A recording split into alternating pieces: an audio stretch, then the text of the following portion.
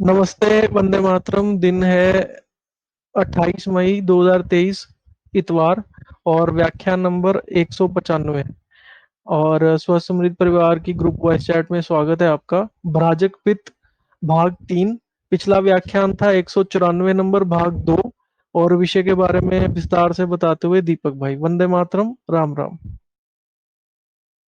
जी, सभी को नमस्ते, राम राम, वंदे मातरम। सभी का स्वागत है आज के सत्र में। वैद्य जी का हृदय से बहुत बहुत स्वागत है आज के सत्र में। आज का विषय बहुत ही रोचक होने वाला है, जिसके बारे में हम सभी चर्चा करेंगे और जानेंगे, वैद्य जी बताएंगे। सबसे पहले उस परमात्मा को नमन करते हैं जो सर्वशक्तिमान है, जो सर्वव्यापक है, जो दयालु है। उस परम सत्ता, सबका गुरु, परम वैद्य परमात्मा को नमन करते हुए आज का सत्र हम सभी आरंभ करेंगे और विस्तार से आज का विषय को पढ़ेंगे और जानेंगे।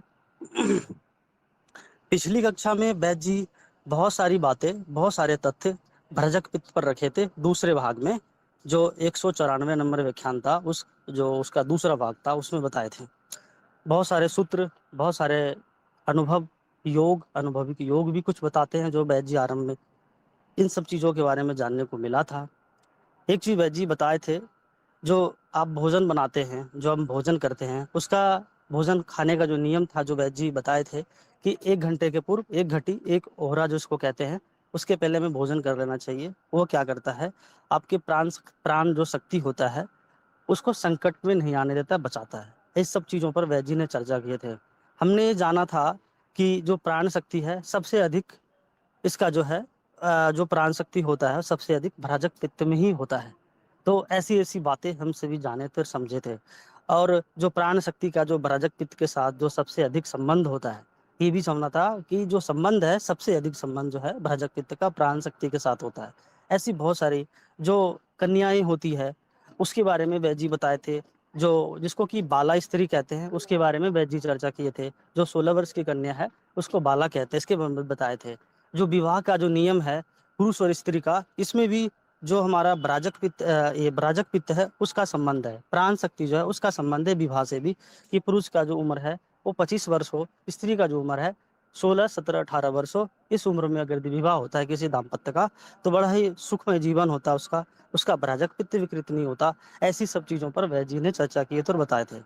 और भी बताया है कि खीर क्यों खाना चाहिए प्रत्येक सप्ताह में, इसमें सोमवार का दिन, गुरुवार का दिन, इसके बारे में वैद्य जी चर्चा किए थे। बताए थे कि जो बासमती चावल का जो खीर होता है, प्रत्येक मनुष्य को, प्रत्येक व्यक्ति को सप्ताह में किसी भी एक दिन, गुरुवार या जो उसका सोमवार है उसके दिन, उस दिन हमें करना चाहिए। इससे भी आपका क्या होता है कि जो आपका शरीर है, मस्तिष्क है, मन है, हृदय है, आत्मा है, सबको बल मिलता है। इसके बारे में वैद्य जी बहुत अच्छे से बताए थे। घी का पान हमें प्रतिदिन करना चाहिए, घी का सेवन करना चाहिए, मतलब घृत युक्त भोजन करना चाहिए। इसके बारे में भी वैद्य जी बताए थे, क्योंकि ऐसा वैद्य जी कभी अपने व्याख्यान में कुछ महीने पूर्व, 6 महीने हो गए होंगे अधिक बीते हुए, एक बार वैद्य जी कहते कि वैसा भोजन कभी नहीं करना चाहिए जिसमें घी ना हो। अर्थात ऐसा कहे थे वैद्य जी कि घृत बिना जो भोजन है वो विष्ठा के समान होता है। तो घृत का क्या महत्व है इसको समझिए, इसलिए देसी गाय बचाइए, यही नियम है। और भी बहुत सारे नियम आज वैद्य जी बताएंगे चरक संहिता के आधार पे, जो इंद्र स्थान है उसके आधार पे जो भ्राजक पित्त है उसका क्या विज्ञान है, उसके बारे में वैद्य जी चर्चा करेंगे और बताएंगे। इसी में और भी सारे जो पिछले सत्र थे, बहुत सारे विषय थे वैद्य जी बताए थे। सारी बातें कहना उचित भी नहीं है अभी के समय में, अभी इस समय। तो 5 प्रकार का जो पित्त है उसका जठर के साथ संबंध वैद्य जी इसके बारे में बताए थे, जाने थे हम सभी। जो भोजन का जो परिपाक है, सबसे बड़ी बात जो हमें लगी पिछले सत्र में, जो कि जो भोजन का जो परिपाक का जो विज्ञान है, जो वैद्य जी ने बताए थे, बहुत ही अद्भुत था कल का। इसमें कि 13 बार भोजन का परिपाक होता है, तो प्रत्येक प्रत्येक जो परिपाक है उसमें एक एक विज्ञान छिपा हुआ है। जिसमें कि जो सबसे तथ्यात्मक मैंने मुझे जो ध्यान है अभी, कि जो भोजन का जो चौथी बार पाचन होता है उसका भ्राजक पित्त के साथ संबंध होता है, भ्राजक पित्त को बल मिलता है। जो पश्चिमी बार जो इसका जिस भोजन का पाचन होता है उसका बहुत सारे शरीर के अवयवों के साथ संबंध होता है। वृक्क है, अग्नाशय है, पित्ताशय है, आंत है, बड़ी आंत है, छोटी आंत है, गर्भाशय है, माताओं का स्तन है, तो इन सबको बल देता है। इन सब बारे में हम सभी जाने थे और समझे थे। तो आज का जो विषय होगा बहुत ही सूक्ष्म होगा। भरजक पित्त का दो भाग के बारे में आज वैद्य जी बताएंगे, जो एक स्थूल भाग होगा, एक सूक्ष्म भाग होगा। इसके बारे में समझेंगे। स्थूल भाग के बारे में तो बहुत कुछ हम सभी जान चुके हैं। आज जो सूक्ष्म जो भराजक पित्त है, इसके बारे में बहुत विस्तार से और उसके ज्ञान और विज्ञान के बारे में वैद्य जी चर्चा करेंगे और हम सभी को बताएंगे, जो कि आज सुन करके आपको पता चलेगा कि जो चरक संहिता में जो इंद्र स्थान में जिसके बारे में जो वर्णन है, उसमें कितना विज्ञान है। तो बहुत सारी बातें हैं, आज हम सभी जानेंगे और समझेंगे। तो मैं बैद जी का बहुत बहुत स्वागत करता हूँ आज के सत्र में।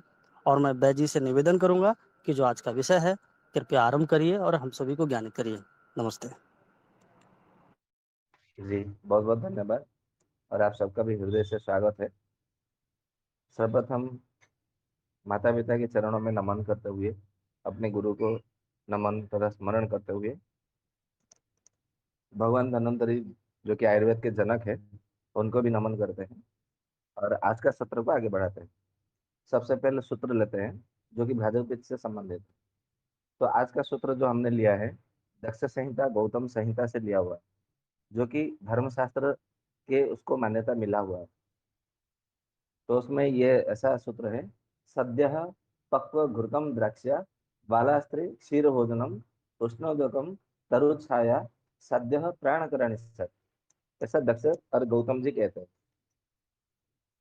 अर्थात कहते हैं कि जो सद्य पक्व घृतम मतलब ताजा बनाया हुआ घी, उसको पक्व मतलब सद्य मतलब आज का बना हुआ घी आज ही आपका सेवन करना चाहिए, ये ऐसा मतलब कहते हैं।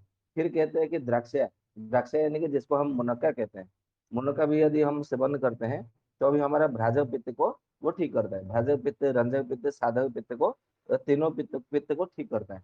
फिर आगे कहते हैं कि बालास्त्री मतलब बालास्त्री यानी कि जब जिसकी उम्र 16 से 18 वर्ष की आयु में हो, उस समय यदि मतलब उस स्त्री से आप विवाह करते हैं तो आपका भ्राजक पित्त कभी विकृत नहीं होगा, रंजक पित्त, साधक पित्त कभी विकृत नहीं होगा।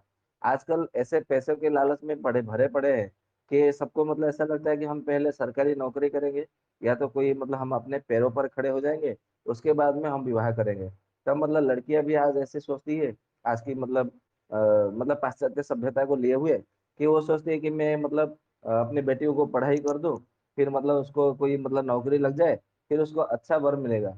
यदि वो वर, यदि उसका पति, यदि ससुराल वाले जो उसको नहीं पूछेंगे तो भी वो अपने बलबूते पर वो उसका जिंदगी गुजर जाएगा।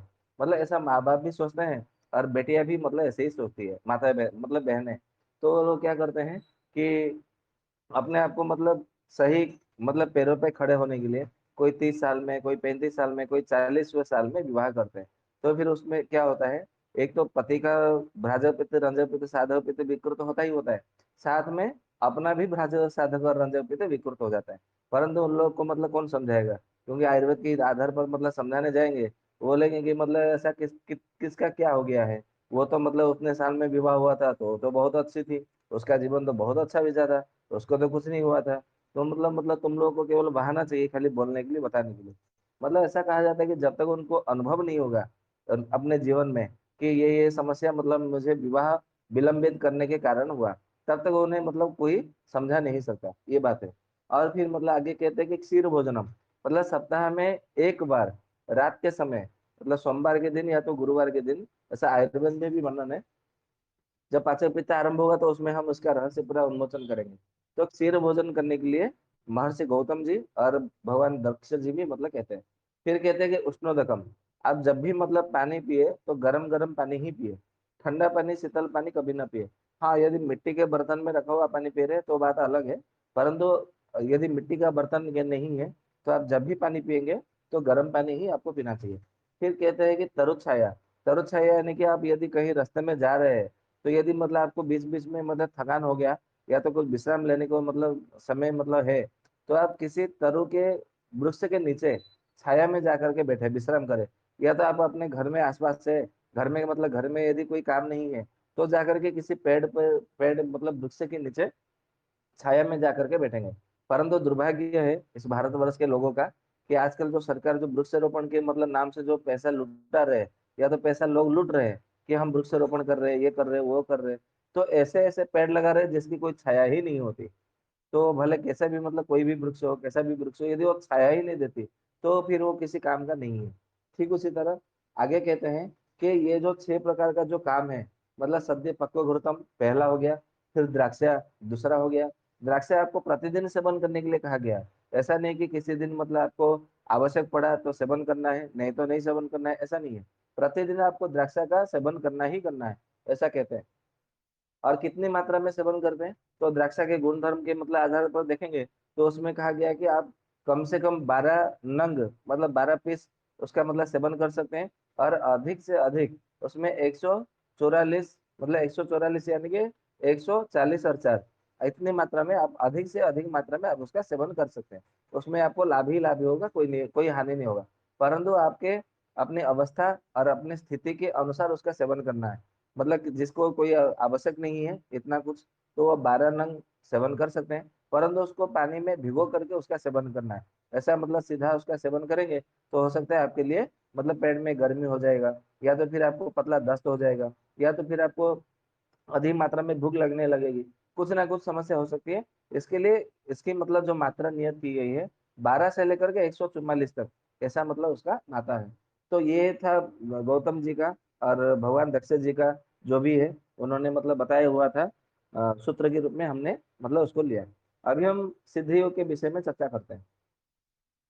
सिद्धियों के विषय में आज जब मतलब हम मतलब बाहर थे तो ऐसा हुआ कि उसका जो मतलब बच्चा है वो पेट में ही मतलब उसका मर गया है।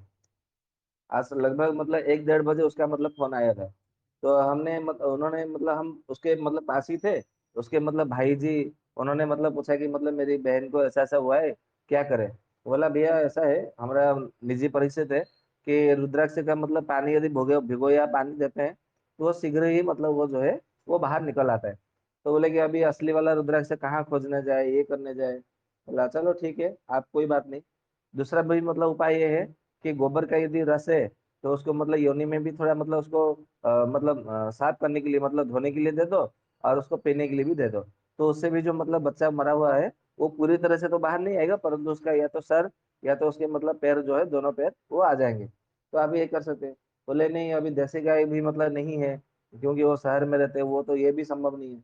बोला भाई तो फिर तीसरा उपाय ये करो, चक्रदत्त ग्रंथ में जिन मतलब आचार्य चक्रपाणी जी ने जो चक्रदत्त ग्रंथ लिखा है उसमें एक योग लिखा हुआ है कि जो सांप का केंचुली होता है, जो सांप का केंचुली यानी कि सांप चलता है तो वो तो रेंगते हुए मतलब चलता है सांप, तो रेंगते हुए चलता है। तो आपने कभी कभी देखा होगा उसके मतलब उसका जो ऊपर का जो चमड़ा है उसको क्या बोलते हैं, चमड़ा या जो जो छाल है जो भी है, वो निकला हुआ मतलब वो रह जाता है, मतलब किसी पेड़ के मतलब पेड़ के पास में, या तो किसी मतलब पत्थर के ऊपर वो छोड़ जाता है अपने आप में।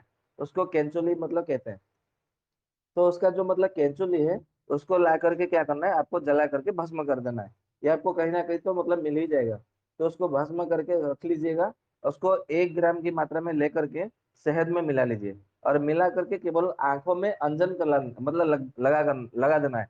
आंखों में केवल अंजन लगाने से आधे घंटे के भीतर जो मतलब मरा हुआ जो जो संतान है वो बाहर निकल आएगा। ऐसा चक्रदत्त में हमने पढ़ा था तो याद था। तो ऐसा तो मतलब हमें कोई ऐसा अवसर नहीं मिला था परीक्षण करने के लिए। तो आज हमने क्या किया, उसको बोल दिया कि मतलब यदि आपका केंचुली मतलब संग्रह हो सकता है तो देख ले। तो उन्होंने कहीं कहीं फोन किया होगा पता नहीं। फोन करने के बाद में उनको किसी ने बोला कि हाँ हमारे यहाँ सांप ने केंचुली छोड़ा हुआ है और आके तुम ले लो। तो उन्होंने फिर मतलब लेकर के लिया। वो तो सूखा हुआ ही रहता है, उसको जला करके भस्म कर दिया। और जैसे हमने बोला था कि 1 ग्राम की मात्रा में लेकर के आंखों में अंजन लगाना है, परंतु वो तो पूरी तरह से बाहर नहीं निकला था। मतलब जो गर्भ में जो शिशु था मतलब थोड़ा सा वो रह करके मतलब थोड़ा मतलब उसका थोड़ा भाग मतलब निकला। फिर बाद में डॉक्टरों ने नर्स ने उसमें मतलब हाथ डाल करके जैसे वैसे वो करके वो उसको निकाला। लगभग 2 ढाई घंटे मतलब पूरे परिश्रम करना पड़ा डॉक्टरों को, ऐसा उन्होंने मतलब बताया। तो जैसे भी है वो जो गर्भ का जो बच्चा है वो बाहर निकल आता है। ये हमने मतलब आज आज परीक्षण मतलब हो गया है। और आप लोग भी चाहे तो इसको भी मतलब लोगों को बताइए। तो ठीक उसी तरह और बच्चों को मतलब सुख प्रसव के लिए बहुत सारे मतलब योग है, हमें याद आ रहा है तो बता देते हैं। ऐसा मतलब है कि जो इमली का जो पेड़ होता है, जिस जो कि छोटे छोटे होते हैं जिसमें अभी फूल नहीं आया, फल नहीं लगे, तो ऐसा करना है कि उसका मतलब जो जड़ है वो लेकर के आना है। और ला करके क्या करना, उसको थोड़ा धो ले करके, मतलब धो दीजिएगा जड़ को, उसमें मिट्टी मिट्टी कुछ लगा हो तो जो गर्भिणी जो मतलब है, मतलब जो प्रसूता के लिए गई हुई है, चाहे हॉस्पिटल में हो या घर में हो, जो भी हो, तो उसमें क्या करना है, उसके मतलब सर के जो बाल होते हैं पीछे की तरफ, बाल में मतलब उसको थोड़ा सा मतलब लपेट देना है, बराबर। और मतलब लपेट करके क्या करना है, मतलब उसके नाक के पास रखना है, जिसके जिससे कि इमली का जो जड़ का जो गंध है, जो सुगंध हो, जो भी मतलब गंध है, वो उसके नाक से मतलब हो करके पेट में जाना चाहिए। तो ऐसा जब मतलब करते हैं तो कम से कम किसी किसी को 1 घंटा लगता है, किसी किसी को 1.5 घंटा लगता है, परंतु देखा गया है कि उसमें मतलब नॉर्मल डिलीवरी हो ही जाती है, मतलब सुख प्रसव हो जाता है। वो धीरे धीरे धीरे धीरे मतलब वो बाहर आ जाता है। जैसे ही मतलब बच्चा जन्म होता है, तो पूरे बाल, जिस बाल में मतलब आपने लपेटा है, वो बाल के साथ में उखाड़ करके उसको आपको घर से बाहर निकालना है। केवल जड़ ही नहीं, जो मतलब मान लीजिए कि वो जड़ को आपने एक बाल से आपने लपेटा है, 2 बाल से आपने लपेटा है, तो 2 या 3 बाल, एक बाल, जितने बाल बाल आपने लपेटा है, वो बाल के साथ में उखाड़ करके जो जड़ को घर से बाहर फेंकना है, ये उसका नियम है। ये आपको मतलब ध्यान में रखना है। ये मतलब कई बार का मतलब प्रयोग किया गया है, तो हर बार मतलब सुख प्रसव होती है। ठीक उसी तरह जो ओंगा जो होता है ना, अपमार्ग, जिसको चिरचिटा, लड़जीरा आदि नामों से जाना जाता है, तो अपमार का जड़ भी मतलब लेके आइए, और उसको क्या करिए, उसको घिस लीजिए पानी में चंदन की तरह, और घिस करके नाभि में और योनि में केवल मतलब उसका लेप लगा दीजिए। नाभि के मतलब नाभि में जैसे हम मतलब अदरक का रस भरते हैं, वैसे रत्नावली में जैसे मतलब कहा गया है, ठीक उसी तरह योनि में भी मतलब उसको पेशाब के रास्ते में भी वहां पे मतलब लगा देना है। तो लगा देने के बाद में 1 से 1.25 घंटे के भीतर जो है वो प्रसव हो जाती है, ये भी परीक्षण किया गया है। ठीक उसी तरह जो पाठा का जो मतलब पाठा नाम का जो वनस्पति है, उसका भी मतलब जड़ लेके आइए, और उसको जड़ ला करके क्या करिए, पानी में पीस लीजिए, ताजा जड़। परंतु जो पाठा नाम का जो वनस्पति का जड़ है, वो केवल गांव में संभव हो सकता है, शहर में महानगरों में वो संभव नहीं है। तो इसके लिए जो गांव में देहाती क्षेत्र में जो रहते हैं, उनके लिए ये रामबाण की तरह काम करेगा। नहीं तो पाठा जो होता है ना, ये गिलोय की तरह होता है। आजकल तो हर घर में नगरों में, महानगर में देखेंगे तो मनी प्लांट लगाते हैं। तो मनी प्लांट जैसा ही मतलब वो पाठा का वनस्पति होता है।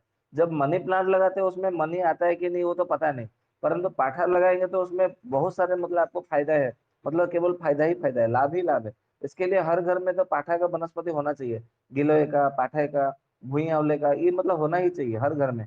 पत्थर चट्टा का भी मतलब होना चाहिए, क्योंकि वो बड़े सहजता से, सरलता से, सुगमता से वो उपलब्ध हो जाती है, और रहता है वो बहुवर्षीय तक मतलब होकर के रहता है, वो नष्ट नहीं होता है।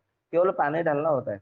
तो उसमें क्या करना है, पाठे का थोड़ा सा मतलब जड़ लेकर के उसको मतलब घिस करके, चंदन की तरह मतलब घिस करके केवल योनि में लेप लगा देना है।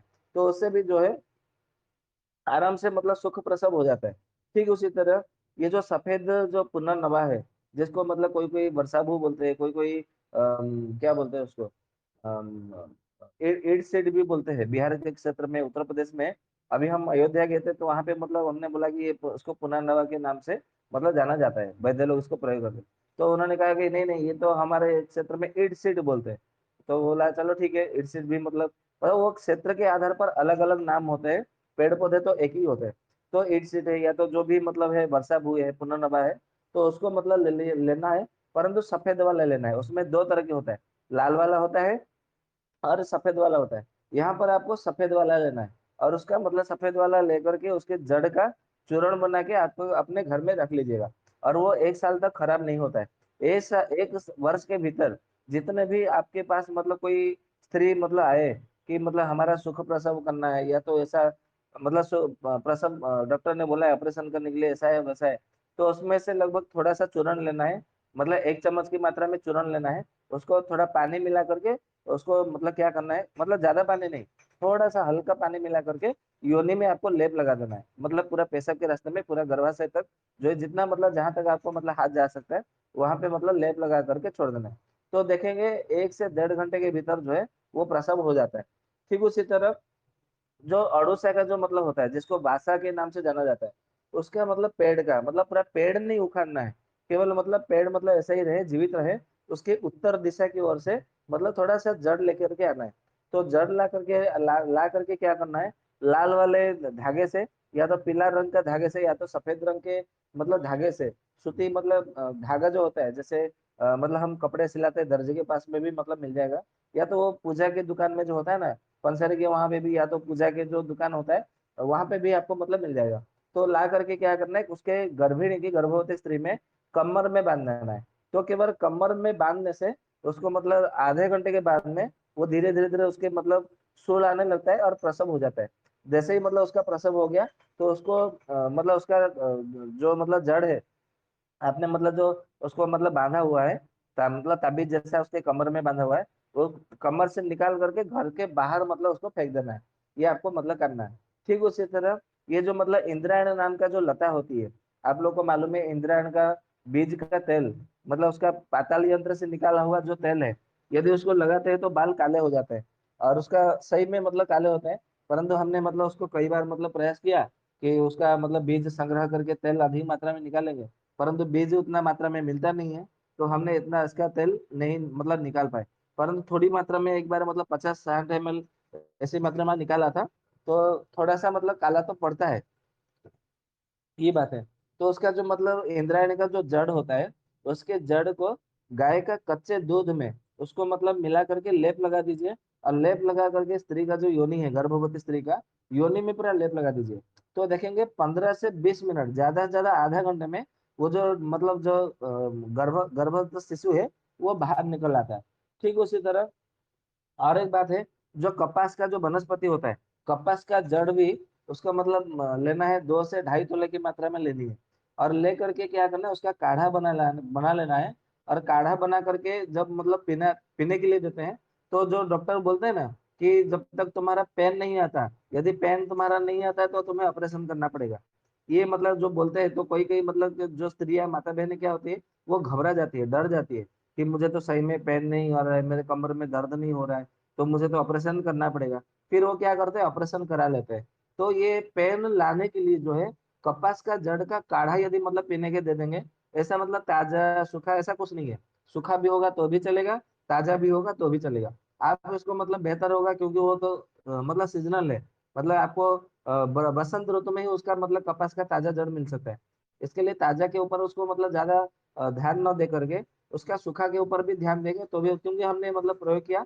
मतलब मेरी मामी की लड़की है, मामा की लड़की, उसका नाम मतलब सुनीता है। तो उसको मतलब ऐसा मतलब हमारे ब्रह्मपुर में यहाँ पे था, जनाना हॉस्पिटल है, मतलब हॉस्पिटल का नाम है। तो वहाँ पे मतलब जाते थे, मैंने उसको बार बार बोला कि वहाँ पे जितने सारे, वहाँ पे केवल ऑपरेशन नहीं होते, वहाँ पे मतलब मत जा, तुम मत जा। तो मतलब बात सुनी नहीं, क्योंकि वो तो उनके ससुराल वाले जो बोलेंगे वो तो उनको करना पड़ेगा, पति सास ननद देवर ससुर जैसे बोलेंगे वो तो करना पड़ता है हमारे भारत में। मतलब ये नारियों का थोड़ा मतलब जो भी है, थोड़ा दबाव बना रहता है, आप लोग को सबको मालूम भी है, भारत में ये होता है, एक प्रकार से व्यवस्था होती है। तो फिर उन्होंने वहां पे नाम लिखा दिया था, और नाम लिखा करके वो आ गया था। फिर मतलब उन्होंने देखा कि कई प्रकार के मतलब मतलब 2 दिन 3 दिन हो गए, परंतु उसको कमर में दर्द ही नहीं आ रहा था। तो अंत में डॉक्टर ने बोल दिया कि यदि मतलब कल सुबह तक यदि तुझे दर्द नहीं आया, दोपहर तक, तो तेरा शाम को ऑपरेशन कर देंगे। तो फिर वो घबराने लगी। तो फिर बाद में उन्होंने पैसे का भी मतलब जुगाड़ कर लिया था, 50,000, मतलब उन्होंने मतलब अपने साथ में लेकर के गए थे कि अपने ऑपरेशन करना पड़ेगा तो हम उसके लिए तैयार है। मतलब कैसे पति है कैसे सास ससुर है वो हमारे समझ में नहीं आता। तो जो भी है वो लेकर के चले गए थे। फिर पता नहीं इसको क्या हुआ, भगवान से प्रेरणा मिली कि क्या हुआ, कि उस समय जो है ना हम चक्रदत्त ग्रंथ को पढ़ रहे थे, किसी बात रोग के चिकित्सा प्रकरण में पढ़ रहे थे। ये बात लगभग 2 साल पहले की, 2 ढाई साल पहले की बात है। तो चक्रदत्त में हम बात रोग चिकित्सा प्रकरण में पढ़ रहे थे, और उस समय मतलब उसका फोन आ गया। तो बोला कि ऐसे ऐसे है भैया, मतलब क्या करना है ऐसा वैसा। बोला चलो ठीक है, मैं मुझे थोड़ा 10-15 मिनट समय दो, मैं देख करके बताता हूँ। तो हमने सोचा चलो चक्रदत्त में ही देख लेते हैं क्या है। तो चक्रदत्त में देखा, तो ये जो कपास का जड़ का काढ़ा उसमें मतलब बताया गया था। तो हम तुरंत मतलब यहाँ से, क्योंकि हमारे घर से लगभग 3-4 किलोमीटर का ही दूरी पर है हॉस्पिटल, हम मतलब लेके आए, मतलब कपास का जड़ मतलब पंसारी के वहां से तुरंत लेके आए। उसका मतलब थोड़ा अधिक मात्रा में काढ़ा बना लिया था, लगभग 10 तोले की मात्रा में लेकर के हमने मतलब जैसे कि 4 बार उसका मतलब औषधि बन जाए 4 मात्रा। तो हमने इतना काढ़ा बना करके लेके चले गए थे। तो उन्होंने बोला कि खाली इसको गर्म करते हुए तुम्हें मतलब पीते रहना है, मतलब आधा गिलास हर 1 घंटे के में मतलब तुम्हें पीना पीते रहना है। तो आप विश्वास नहीं करेंगे, उसने केवल 2 ही बार मतलब पिया है, तीसरी बार पीने की आवश्यकता ही नहीं पड़ी। तो उसके कमर में दर्द आने लगा और उसका पूरा एकदम से नॉर्मल डिलीवरी हो गया, मतलब सुख प्रसव हो गया। ठीक उसी तरह भेषज रत्नावली में आप देखेंगे तो वहां पे ये कहा गया है कि अपान वायु ही उसमें मुख्य कारण होता है गर्भस्थ शिशु को बाहर निकालना, मतलब आर्तव को बाहर निकालना, शुक्र धातु को बाहर निकालना समागम के समय, या तो फिर मल को बाहर निकालना, मूत्र को बाहर निकालना, अपान वायु को बाहर निकालना। ये अपान वायु का मुख्य रूप से काम होता है। और वहां पे एरंड का तेल आप यदि प्रयोग करते हैं तो अपान वायु के ऊपर बहुत अच्छा प्रयोग होता है, मतलब बहुत अच्छा काम करता है। तो आप अपान वायु एक हफ्ते में क्या करें, 50 ml तक भी मतलब पिला देंगे तो कोई दिक्कत नहीं है। ज्यादा से ज्यादा एक दो बार मतलब दस्त होगा और क्या हो जाएगा, सारा अपान वायु निकल जाएगा, मल भी निकल जाएगा, तो उसको भी मतलब थोड़ा आराम लगेगा, फुर्ती मिलेगा। तो उसके साथ में जो बच्चा है वो भी मतलब बाहर निकल आएगा। तो ये सारे के सारे मतलब जो प्रयोग है, मतलब एकदम बहुत अच्छे प्रयोग है। आप लोग अपने जीवन में उसको प्रयोग लाएंगे प्रयोग में तो आपको परिणाम मिलेगा ही मिलेगा, बहुत अच्छा मतलब लाभ मिलेगा। तो ये था मतलब कुछ सिद्धियों के विषय में चर्चा का विषय है। अब हम चर्चा को आगे बढ़ाते हैं। तो चर्चा को आगे बढ़ाने से पहले, जैसे कि हमने कल भी बोला था और आज हमने कुटुंब में मतलब ये भी लिख के भेजा था कि जिनके पास चरक संहिता है वो साथ में लेकर के बैठे। तो कृपया यदि चरक संहिता अपने आपके पास है तो चरक संहिता का इंद्रिय स्थान का 7वां अध्याय निकालिए। जिनके पास भी चरक संहिता है वो चरक संहिता का इंद्रिय स्थान 7वां अध्याय, सप्तम अध्याय, अध्याय का नाम है पन्न रूपीय इंद्रियम, ये अध्याय का नाम है, ये निकाल लीजिए। तो सबको मतलब समझने में भी मतलब कोई दिक्कत नहीं होगी। और मतलब आप स्वयं भी मतलब श्लोक भी पढ़ेंगे हमारे साथ में, और उसका अर्थ भी मतलब आप लोग को बहुत मजा आएगा आज का सत्र में। सबने निकाल लिया चरक संहिता? निकाल लिया तो हाँ बोल लीजिएगा। जी निकाल लिया। चलिए ठीक है, धन्यवाद आपका। सबने निकाल लिया? जिन जिन के पास है सब निकालिए।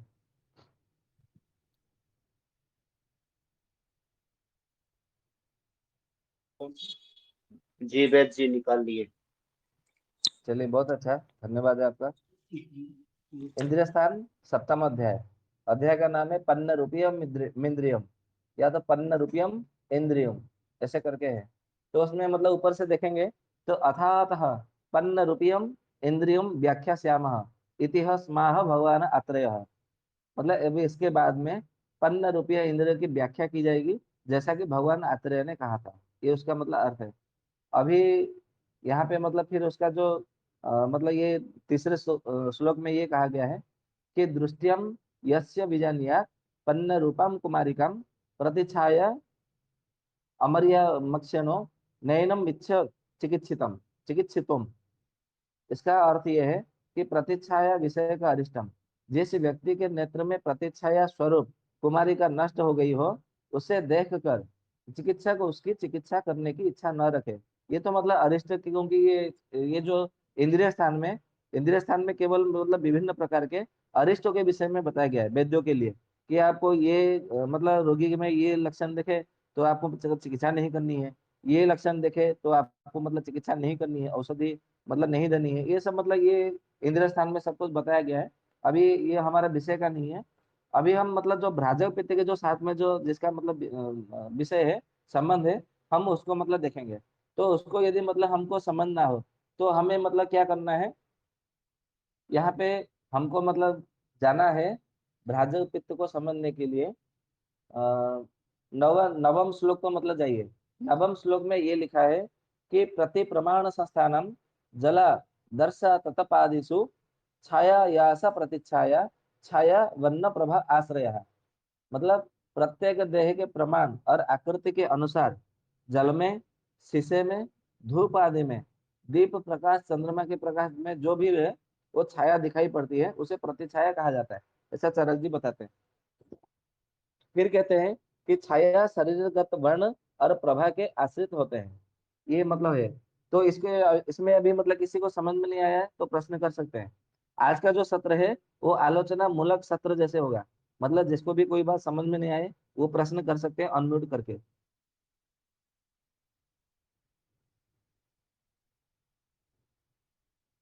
सब अनम्यूट हो सकते हैं, कोई दिक्कत नहीं, जिनको भी मतलब कोई शंका है वो सब प्रश्न कर सकते हैं। ये भ्राजक पित्त का जितना भी सत्र होगा वो चरक संहिता के इसी इंद्रिय स्थान के अध्याय के आधार पर होगा। इसीलिए आप मतलब सब पढ़िए, समझिए, समझ में ना आए तो फिर आगे चर्चा करेंगे। सबको वैद जी समझ राम में आ राम। रही है? हाँ जी, राम राम। में जो छाया और वर्ण प्रभाश्रय कहा गया है, जो लास्ट में, तो जी। वर्ण कौन सा, मतलब रंग को मानेंगे वर्ण? क्या जी? वर्ण और प्रवाह प्रतिभाषित या हाँ। परिलक्षित होती है, तो इसको वर्ण और प्रवाह इसको क्या मानेंगे? अच्छा अच्छा, इसका उत्तर जो है 16वें श्लोक में दिया गया है। इसी अध्याय के 16वें श्लोक में कहा गया कि वर्णम आक्रमति छाया भास्तु वर्ण प्रकाशिनी आसन्न लक्ष्यते छाया भा प्रकृष्टा प्रकाशते। मतलब भ्राजक पित्त के विषय में इसका अर्थ मतलब ऐसे करके लिखा है कि भा प्रकृष्टा प्रकाशते। भा का अर्थ होता है तेज, यानी कि चमकना।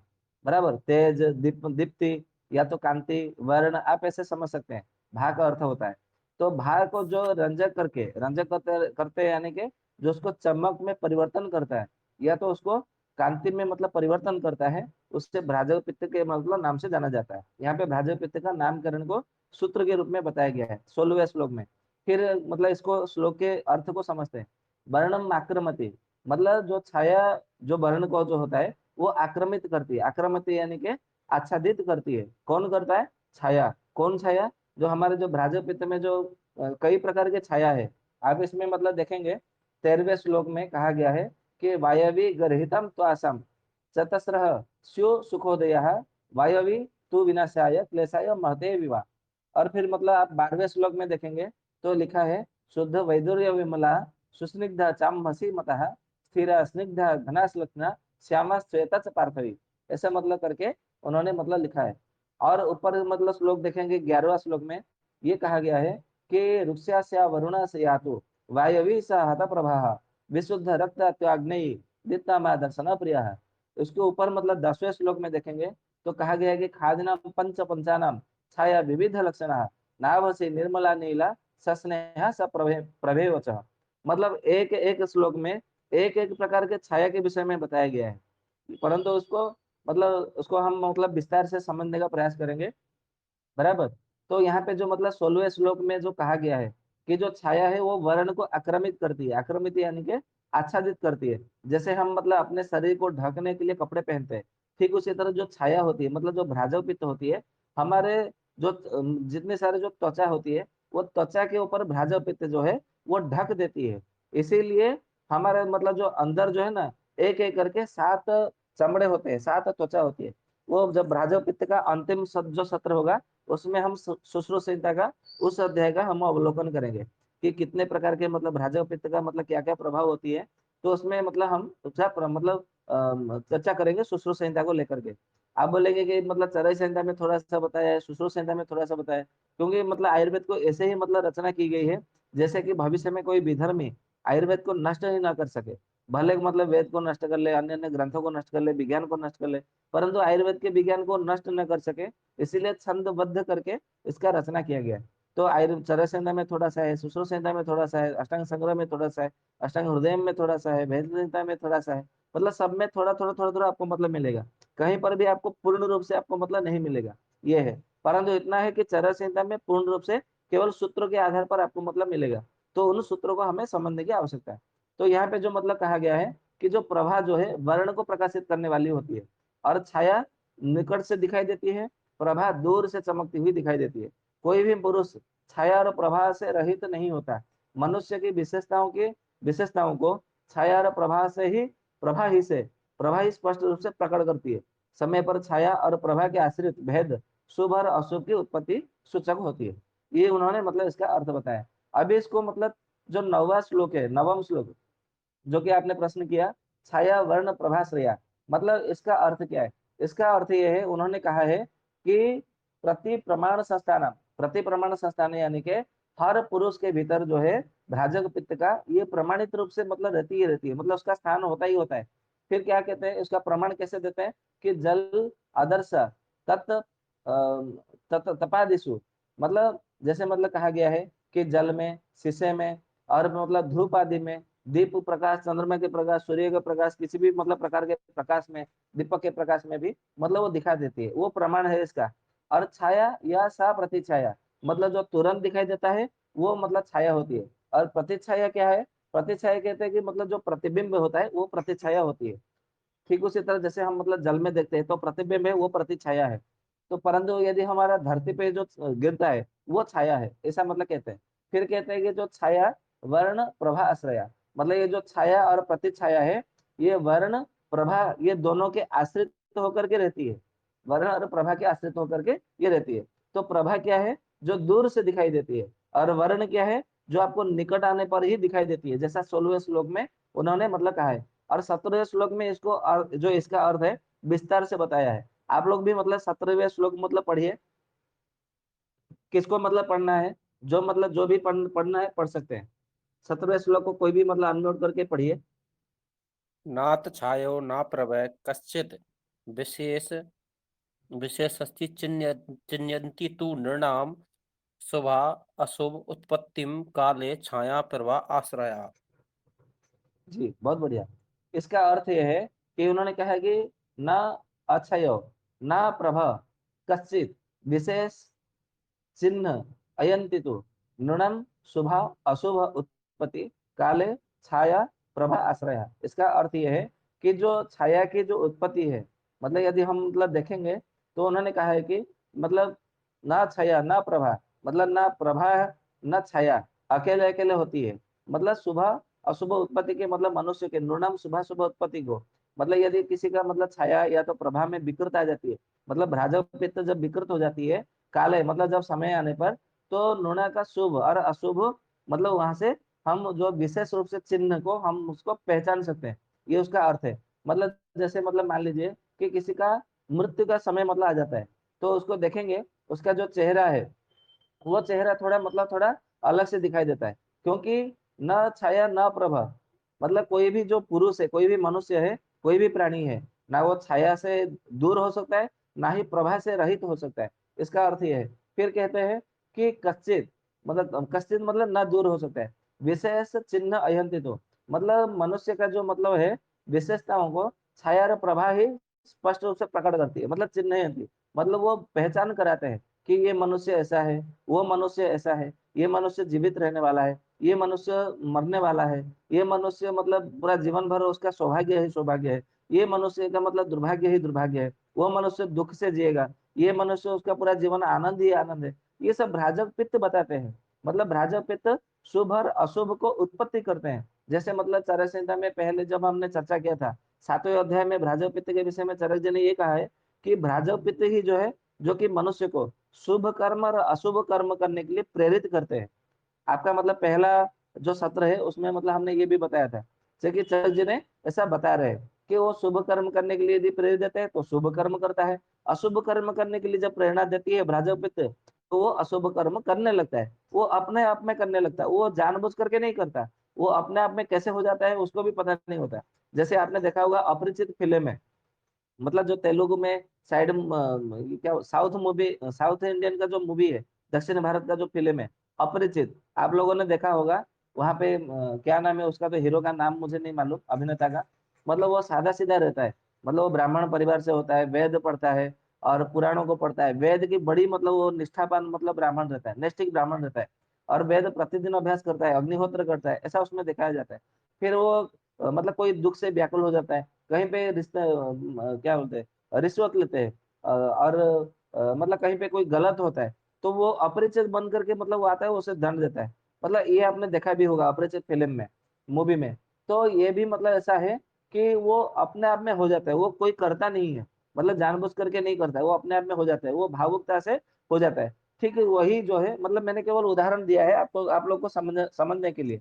तो यहाँ पे जो मतलब कहा है कि नहीं कि नृणम शुभ अशुभ उत्पत्ति, मतलब जब भ्राजक पित्त जो विकृत हो जाता है, तो उसके मतलब जब शुभ कर्म के फल मिलते हैं, तो उसे और भी मतलब शुभ कर्म करने के लिए प्रेरित मिलती है।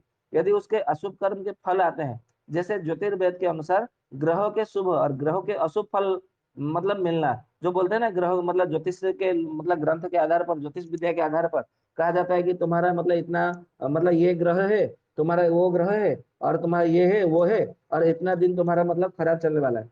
वो तो केवल क्योंकि ज्योतिष जो वेद है वो आयुर्वेद का निकला हुआ आयुर्वेद से निकला हुआ है, जो कि आयुर्वेद का काल विज्ञान खंड ही है। ज्योतिर्वेद कोई अलग ग्रंथ नहीं है, ये आपको मतलब समझ लीजिएगा। तो वहां पे जो मतलब कहा गया है कि इसका भ्राजक पित्त विकृत होगा, तो इतने दिन इसके मानसिक विकार मतलब होगा ही होगा।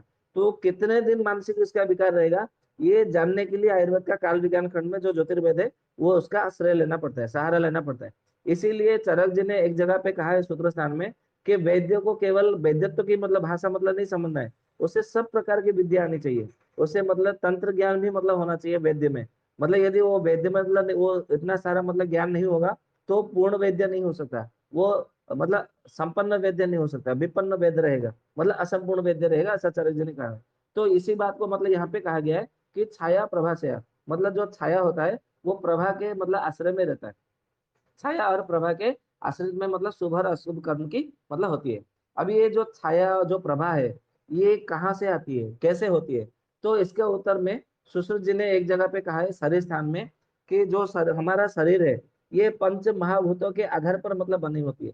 जो मतलब हमारा आकाश है, वायु है, अग्नि है, जल है, पृथ्वी है, इन जो इनको पांच महाभूत कहा जाता है। इन पंच महाभूतों से ही हमारा शरीर बना हुआ है। आप लोग सब मतलब जानते हैं क्योंकि वेद में भी यही वर्णित है, उपनिषदों में भी यही वर्णित है, संहिताओं में भी मतलब देखेंगे तो वही मतलब वर्णित है, आयुर्वेद में भी मतलब ऐसा ही वर्णित है, ज्योतिष शास्त्र में भी ऐसा ही वर्णित है, पुराणों में देखेंगे तो भी वहां पे भी ऐसा ही वर्णित है कि पंच महाभूतों से हमारा शरीर वर्णन है, वर्णित है, मतलब निर्मित है। और उसके साथ में दर्शन शास्त्र भी देखेंगे तो दर्शनों में भी ऐसा ही वर्णित है, मतलब परंतु सूत्र सूत्रों के मतलब आधार पर वर्णित है।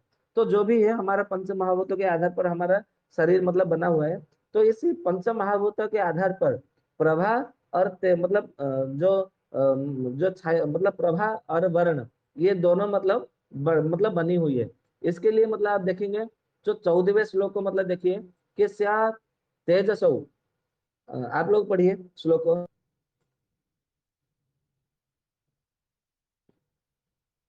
14 नंबर को श्लोक को कौन पढ़ेगा?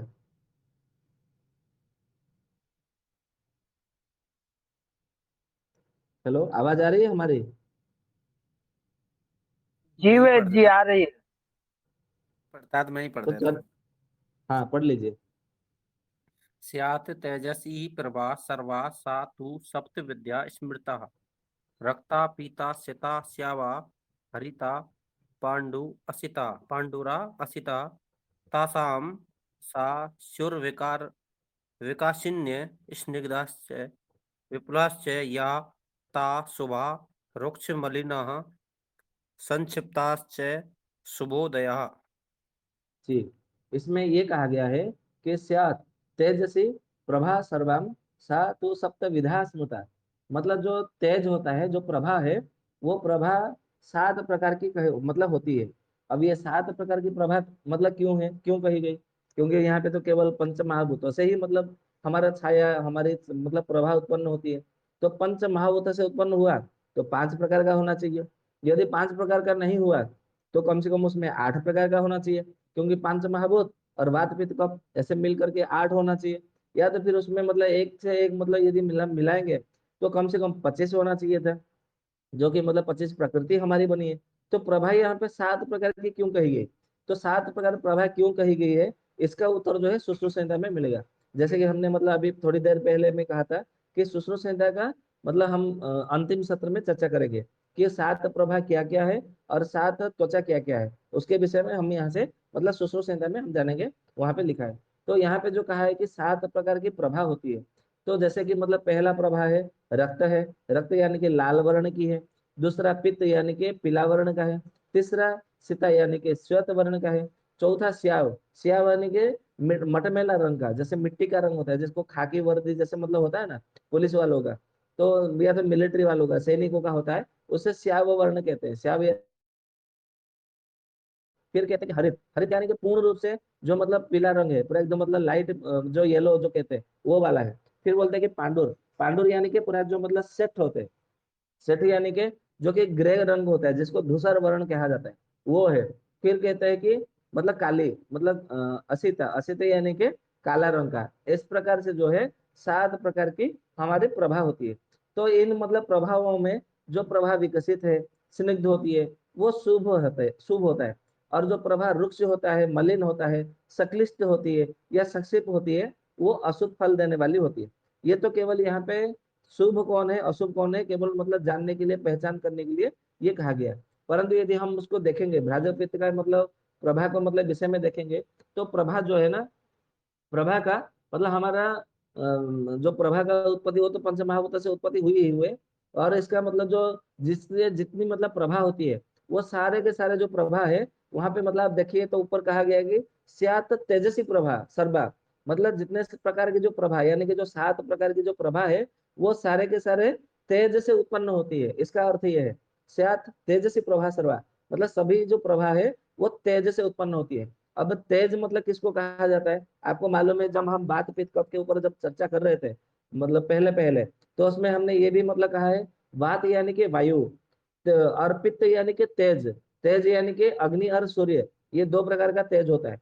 तो पित्त का अर्थ हमें सूर्य नहीं लेना है, पित्त का अर्थ हमें अग्नि लेने नहीं लेना है, पित्त का अर्थ तेज लेना है। तो यहाँ पे भी मतलब वही बात कहा है कि स्यात तेजस्वी प्रभा सर्वा, मतलब जो सातों के साथ जो प्रभा है वो तेज से उत्पन्न होती है, मतलब तेज से ही मतलब होती है, प्रकट होती है। और ये जो छाया और प्रभा जो है वो एक ही भेद है, और उसमें कोई मतलब अंतर मतलब नहीं है, कोई प्रभेद नहीं है। क्योंकि मतलब आप बोलेंगे क्यों नहीं अंतर है, क्योंकि प्रत्येक मतलब रूप में जो है, रूप की उत्पत्ति वो तेज के ही मतलब अधिकार में ही है। मतलब जिसमें तेज नहीं होता उसमें रूप नहीं होगा। आप बोलेंगे ऐसा क्यों, क्योंकि आप मतलब देखेंगे तो हमारा जो दूसरा या तीसरा सत्र है, उसमें हमने विस्तार से मतलब बताया हुआ है कि अग्नि का मतलब तेज, यानी कि जो अग्नि होती है, या तो पंच महाभूता का जो अग्नि महाभूत होता है, उसमें आपको क्या क्या मिलेगा, एक मिलेगा शब्द, दूसरे मिलेगा आपको स्पर्श, तीसरा गुण मिलेगा आपको तेज मतलब रूप। ये अग्नि महाभूत का मतलब अपना गुण होता है। तो यहाँ पे तेज से मतलब प्रभा मतलब उत्पन्न होगा, ऐसा मतलब कहा जाता है। तो जितने सारे जो मतलब प्रभा, प्रभा यानी कि क्या, रूप, क्योंकि भ्राजक पित्त जो है वो रूप को प्रदर्शन करती है। अभी आप बोलेंगे कि मतलब यहाँ पे तो कहीं नहीं वर्णन है, ये हमने मतलब भेल संहिता से और अन्य अन्य ग्रंथों से मतलब लेकर के, साथ मतलब लेकर के, ये क्योंकि यहाँ पे सूत्र के हिसाब से मतलब बताया गया है, हम मतलब इसका अर्थ को हम आपको बताने का प्रयास कर रहे हैं। क्योंकि यहाँ पे ऐसा लिखा है, इन प्रभावों में जो प्रभा विकसित है, स्निग्ध है, वो शुभ है, जो प्रभा रुक्ष है, मलिन है, वो संक्लिष्ट है, संक्षिप्त होती है, वो अशुभ फल देने वाली होती है। इसको हमें समझने के लिए 10वां श्लोक, 11वां श्लोक, 12वां श्लोक और 13वां श्लोक, इन चारों श्लोक को मतलब पढ़ना पड़ेगा।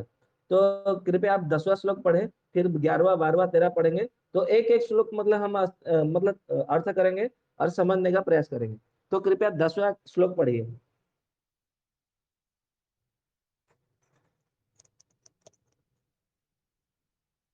अरुण भाई, आप सुन पा रहे तो आप पढ़ लीजिए 10वां श्लोक, क्योंकि आपके पास भी तो मतलब चरक संहिता है, आपने दिखाया था। जी अध्याय बताइए तो बैच जी। अध्याय 7वां अध्याय है, 7वां अध्याय।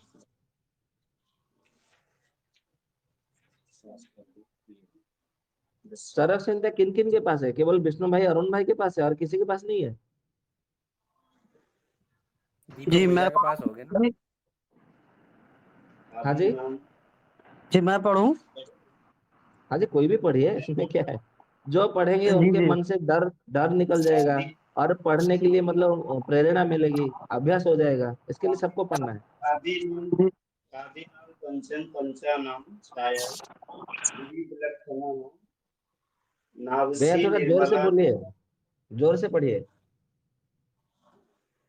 आदिनाम पंचानां जी, छाया विविध लक्षणाः नाभसी निर्मला नीला सस्नेषणाः प्रभेद च रुक्षा जी, श्यावारुण या तु वायवी चा हतप्रभा विशुद्ध रक्ता त्याग्नेयी दीप्ताभा दर्शन प्रिया में 11 होते ठीक है। तो यहाँ पे जो 10वें श्लोक में ये कहा गया है कि ख आदि नाम, वहां पे खादी नाम नहीं होगा, ख आदि नाम, ख यानी कि आकाश होगा। ठीक है, क्योंकि आकाश का नाम गगन, अंबर, आकाश, शून्य, भूवलोक, ख आदि नाम से मतलब उसका बहुत सारे पर्यायवाची नाम है। तो यहाँ पे ख होगा, ख आदिनम पंच, पंचानाम छाया, छाया मतलब ख आदिनम पंच, पंचानाम छाया विविध लक्षण, नाभसी निर्मल नीला सस्नेह सप्रभेव च। इसका अर्थ यह है कि जो ख आदिना जो पंच, ख आदिना यानी कि आकाश आदि जो पंच महाभूतों की मतलब पंचानन छाया, मतलब 5 प्रकार की छाया होती है। यहाँ पे मतलब ये अर्थ हो गया। फिर मतलब कहते हैं कि उनमें विविध लक्षण होते हैं, मतलब सबके पृथक पृथक लक्षण होते हैं, ये उसके अर्थ है। तो यहाँ पे सबसे पहले नाभसी, नाभसी यानी कि गगन को मतलब आकाश को नभ के नाम से जाना जाता है। तो नभ का यानी कि जो आकाश का जो मतलब जो छाया है उसको नाभसी छाया के नाम से जाना जाता है। तो इसको सबसे पहले नाभसी छाया का मतलब विस्तार से वर्णन किया गया। अब आप बोलेंगे कि मतलब हम तो धरती पर रहते हैं, तो सबसे पहले तो पार्थिवी छाया को मतलब वर्णन होना चाहिए, परंतु पंच महाभूतों से वो सब छाया मतलब उत्पन्न हुआ है। तो सबसे पहले शून्य मतलब आकाश महाभूत की मतलब सृष्टि हुई थी, उत्पत्ति हुई थी। इसके लिए सबसे पहले आकाश महाभूत की जो उत्पत्ति हुई, जो छाया है नाभसीय छाया, उसके विषय में इन्होंने बताया है। तो कहा गया कि नाभसीय जो छाया होती है वो निर्मल होती है, एकदम से मतलब साफ होती है, मतलब स्वच्छ होती है, शुभ्र होती है, मतलब एकदम देखने में उज्जवल जैसा दिखता है। फिर आगे कहते हैं को नीला होती है, नीला यानी कि जैसे गगन जो है नीला वर्ण का दिखता है, ठीक उसी तरह उसके जो मतलब जो शरीर का जो मतलब वर्ण है वो नील वर्ण के दिखते हैं। ठीक उसी तरह कहते हैं कि सस्नेह, स्नेह यानी कि चिकनापन होता है उसमें अधिक मात्रा में, जैसे मतलब हमारा कफ में, तेल में, घी में, दूध में, ठीक उसी तरह मतलब वसा में, मज्जा में जो चिकनापन है, वो सारा का सारा जो चिकनापन उसमें मतलब पूरे शरीर में उसका मतलब होता है। फिर कहते हैं कि सप्रभेय, मतलब सप्रभेय यानी कि ये प्रभा की तरह मतलब आभासित होती है। मतलब उसमें क्या क्या गुण होता है कि निर्मल गुण होता है, नील वर्ण का होता है, चिकना गुण होता है और प्रभा की तरह मतलब आभासित होती है। और ये जैसे मतलब नाभा से जो मतलब जिनका प्रभा रहती है वो सबसे ऊपर लोक में रहते हैं। जैसे मतलब यदि हम मतलब पुराणों की बात करें या तो फिर हमारे शास्त्रों की बात करें, तो कहा जाता है ना कि भगवान श्री कृष्ण सबसे ऊपर गोलोक धाम में विराजमान करते हैं। तो गोलोक धाम में क्यों विराजमान करते हैं? क्योंकि उसका उत्तर चरक संहिता में रहस्य मतलब उसका दिया है कि जिसका नाभसी छाया होती है वो सबसे श्रेष्ठ है और सबसे उत्तर ही ऊपर ही रहता है, और वो मतलब अधिक मतलब महत्वपूर्ण मतलब होता है। तो आप देखेंगे श्री कृष्ण का मतलब जो वर्ण है वो नीला वर्ण है, और वो निर्मल मतलब भाव रहता है, और वो सस्ने है, मतलब उनका मतलब शरीर का देखेंगे तो एकदम मतलब चिकनापन होता है। और इसका अर्थ यदि हम अपने जीवन में लेंगे, सस्नेह है यानी कि उनका जीवन में वो हर किसी को वो स्नेह ही करते हैं, मतलब प्रेम और आदर देते हैं, उन्होंने किसी से कभी घृणा नहीं किया। स्नेह यानी कि प्रेम का दूसरा नाम है, इसीलिए भगवान श्री कृष्ण का प्रेम अवतार, करुणा अवतार ऐसे मतलब नाम से भी हम जानते हैं। मतलब ये सब मतलब अच्छी तरह से समझ में आए, इसके लिए मैं इस सबको मतलब उदाहरण के रूप में आपको आपको मतलब बताता हूँ, जिससे कि मतलब आप लोग अच्छे से एक एक श्लोक को, एक एक सूत्र को समझ सके। फिर उससे कहते हैं कि सप्रभेवच, मतलब जो नाभसी प्रभा होती है उनमें ये तीन गुण तो विशेष रूप से होता ही होता है। और सबसे श्रेष्ठ जो है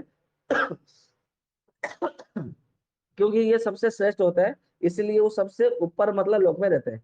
तो इसका प्रमाण ग्रंथों में, शास्त्रों में हमारे मिलता है कि भगवान श्री कृष्ण जो है सबसे ऊपर गोलोक धाम में मतलब रहते हैं। गोलोक धाम जो है सत्य लोक से भी मतलब ऊपर होता है। ठीक उसी तरह अभी ये मतलब नाभिसी छाया के विषय में हो गया। अभी 11वां श्लोक के विषय में मतलब चर्चा करते हैं। इसमें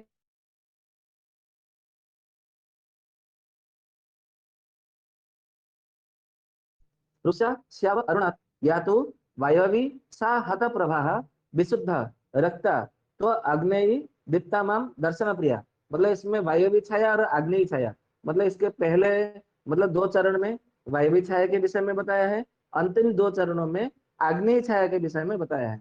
और वायवी छाया के विषय में देखते हैं तो उसमें मतलब क्या कहते हैं कि रुक्षा श्याव अरुणा या तो वायवी सा हत प्रभा, मतलब जो रुक्ष से वर्ण है, मतलब जिसका जो भ्राजक पित्त जो है मतलब इसमें रुक्ष वर्ण मतलब एकदम रूखा सूखा मतलब रहता है। आप देखेंगे कई सारे मनुष्य ऐसे हैं जो कि पूरा एकदम उनका शरीर में मतलब पसीना नहीं निकलेगा, और वो लोग बोलेंगे अरे हमारा तो पसीना ही निकलता है। तो लोग मतलब बड़ी प्रशंसा करते हैं, अरे अच्छा है ना तुम्हारा पसीना नहीं निकलता है, तो मतलब गर्मी लगता है तो पसीना निकलेगा, तुम्हें गर्मी नहीं लगता है तो पसीना कैसे निकलेगा?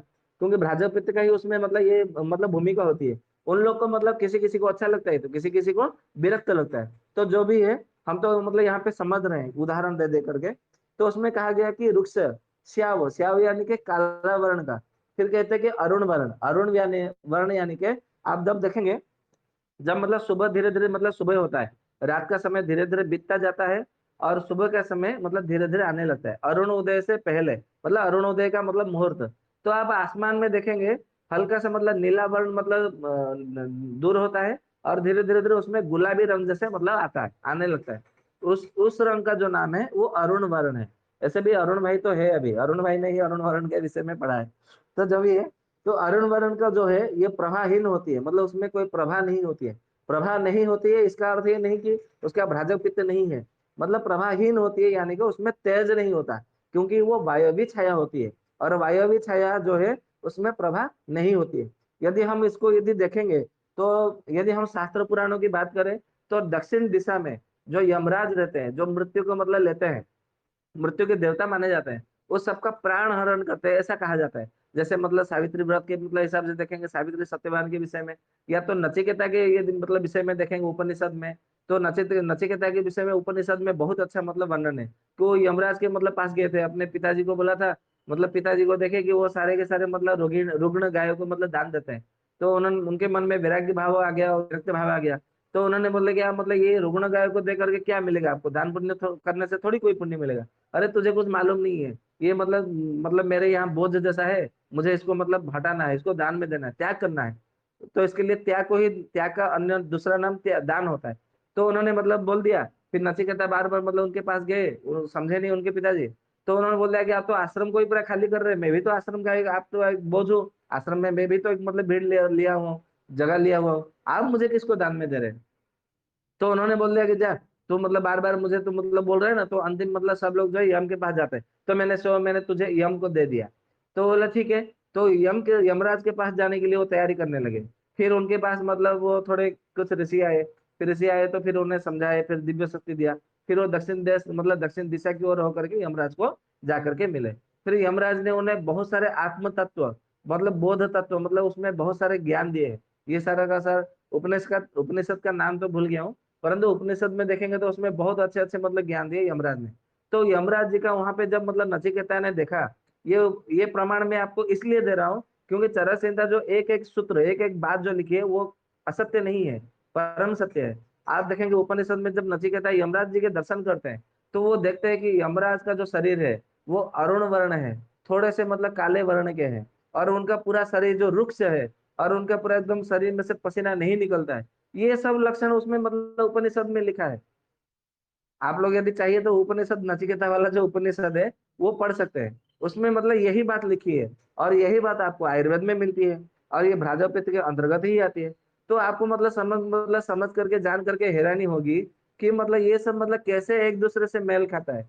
इसको केवल आप मतलब पढ़ते हुए जाएंगे तरह से तक तो कुछ समझ में नहीं आएगा, परंतु इसको यदि समझने का प्रयास करेंगे, उनसे उनसे उनसे उनसे जब मतलब सबसे मेल खाएंगे, तो मतलब लगेगा नहीं, हमारे भारत के जो जितने सारे शास्त्र है कोई भी असत्य नहीं है, सब एक दूसरे से मेल मतलब खाती है। जैसे मतलब हम भोजन करने के लिए जाते हैं, तो चावल मतलब दाल सब्जी पर मतलब रोटी, या तो फिर मतलब और भी मतलब अचार या तो पापड़ मिठाई सब मतलब लेते हैं। भले वो सब सारे के सारे अलग अलग है, परंतु उसको मतलब घर में जो मतलब थाली में परोसा जाता है वो एक ही थाली में परोसा जाता है। जब मतलब देता है परोसने वाला, वो एक ही मतलब एक ही मतलब व्यक्ति होता है, या तो एक ही भाव से देते हैं, या तो एक ही घर में ही मतलब आपको ये सब बनाया हुआ आपको मिल जाता है। हालांकि दावत भोज में मतलब अलग अलग मतलब वो ला करके देते हैं, वो अलग बात है। मतलब हम पहले की बात कर रहे हैं, 20-30 साल पीछे चले जाइए, तो मिठाई भी अपने ही मतलब घर में मतलब बना करके मेहमानों को खिलाया जाता था, क्योंकि ये हमारा निजी अनुभव है। तो हमको लगता है भारतवर्ष में भी ऐसा ही होता होगा। तो ये मतलब जो बात है इसमें जो कहा गया है वायव्य छाया के विषय में, 11वां श्लोक का मतलब दो चरण में, पहले दो चरण में कहा गया कि रुक्षा, मतलब उसका जो वायव्य छाया जिसका होगा वो रुक्ष मतलब होगा। फिर उसके बाद में कि श्याव अरुण वर्ण, मतलब थोड़ा सा अरुण मतलब रहेगा, और तो वायवी से हत प्रभा, मतलब उसके मतलब जो प्रभा है वो हत रहेगी, मतलब इतना प्रभा मतलब इतना उज्जवल नहीं रहेगा। तो यमराज जी का मतलब जो तेज है वो इतना तेजवंत नहीं है, तेजवान नहीं है, ऐसा उसमें नचिकेता ने भी मतलब देखा है, और उपनिषद में वर्णन है।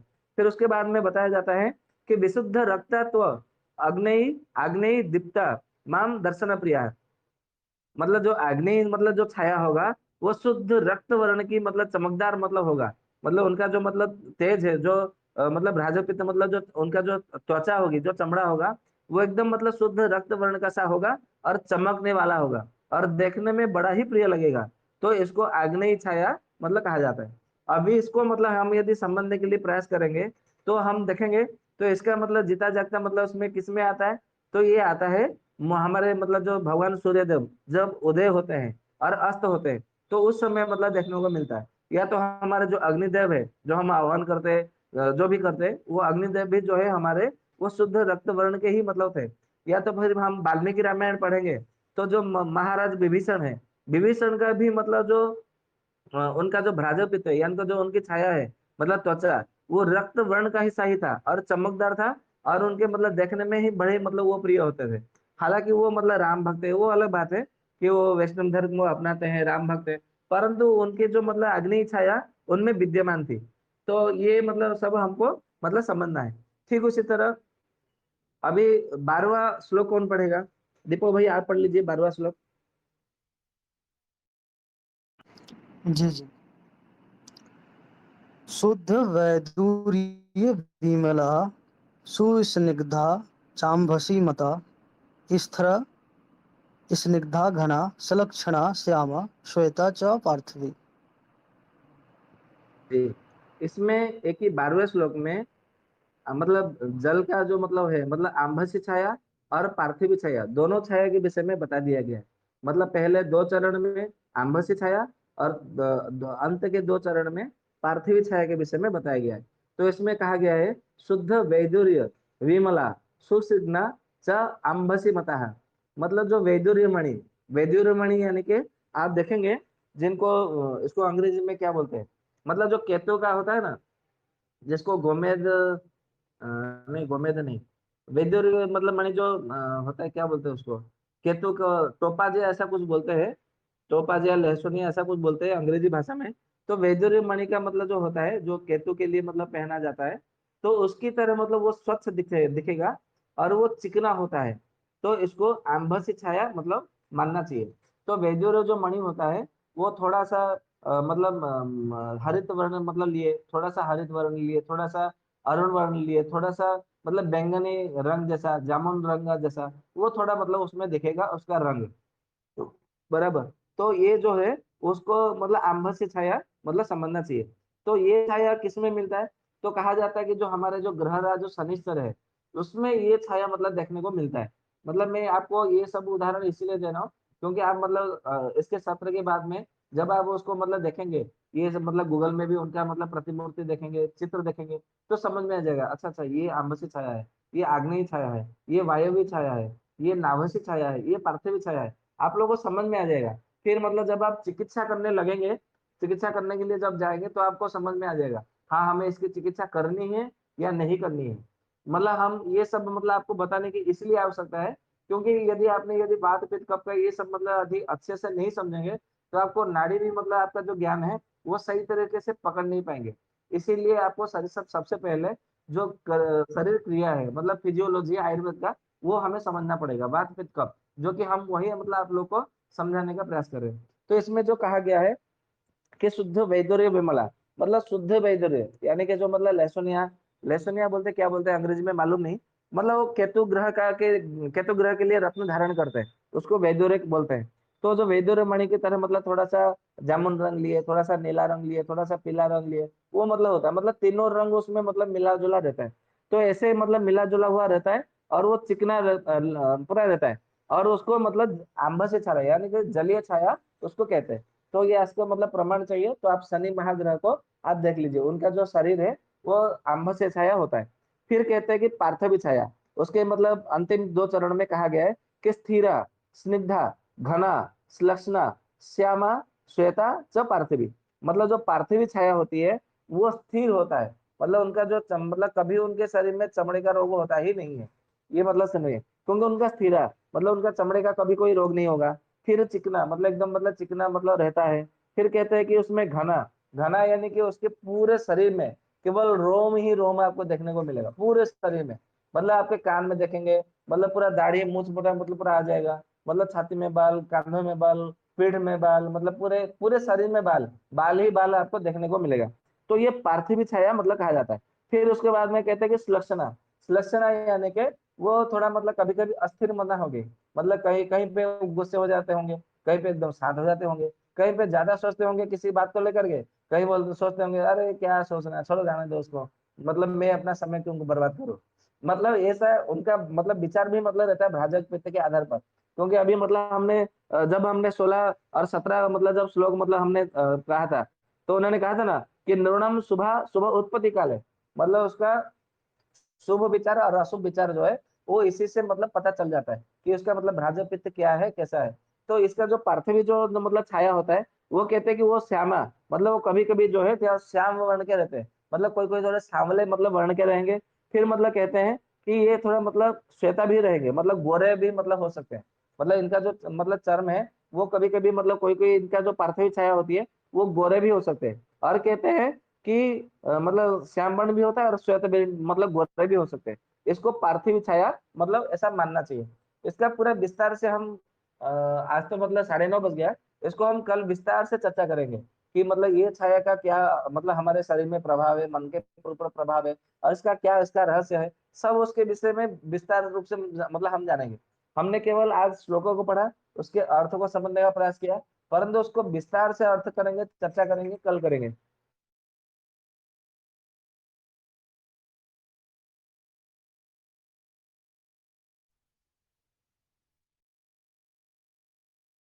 चलो कौन पढ़ेगा? विष्णु भाई, अरुण भाई, या तो दीपक भाई, कोई भी पढ़ लीजिए।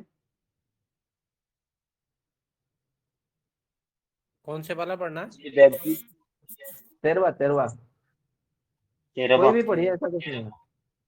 कोई हमारे कोई हमारे मतलब मातृशक्ति नहीं है हमारे समूह में, किसके पास मतलब किसी के पास मतलब मातृशक्ति के पास में चरस संहिता हो? कोई जी भी मैं नहीं है? पढ़ता हूँ। हाँ जी, कोई बात नहीं। वायवी दहिता त्वशां चत्रसः स्युः शुभयोध्याः वायवी तु विनाशाय कलस्याय महित अपि न वायवी। जी। जी, यहाँ पे ये कहा गया है 13वें श्लोक में कि वायवी गर्हिता त्वासम, जो वायवी छाया होती है वो सबसे अशुभ होती है। अभी जैसे हमने अभी पहले मतलब कहा था, जब वायवी छाया के विषय में, नचिकेता के विषय में कहा था कि यमराज मतलब पास में गए थे तो उन्होंने देखा कि यमराज मतलब रुक्ष होता है। तो यहीं पे ऐसा कहा गया है कि जो वायवी छाया होता है ना वो अशुभ होती है। तो यमराज को मतलब कौन सा शुभ देवता मतलब कौन मानता है? किसी के मन में है विचार कि यमराज मतलब शुभ देवता होता है, मतलब मृत्यु देवता शुभ देवता है?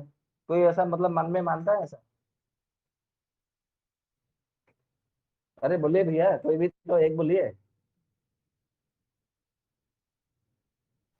जहाँ तक मुझे नहीं वैसे ऐसा नहीं माना जाता। क्या माना जाता है फिर? बुरा ही सोचते हैं लोग कि यमराज से बच के रहो, प्राण हर के ले जाएंगे। जी हाँ, अरुण भैया आप कुछ बोल रहे थे।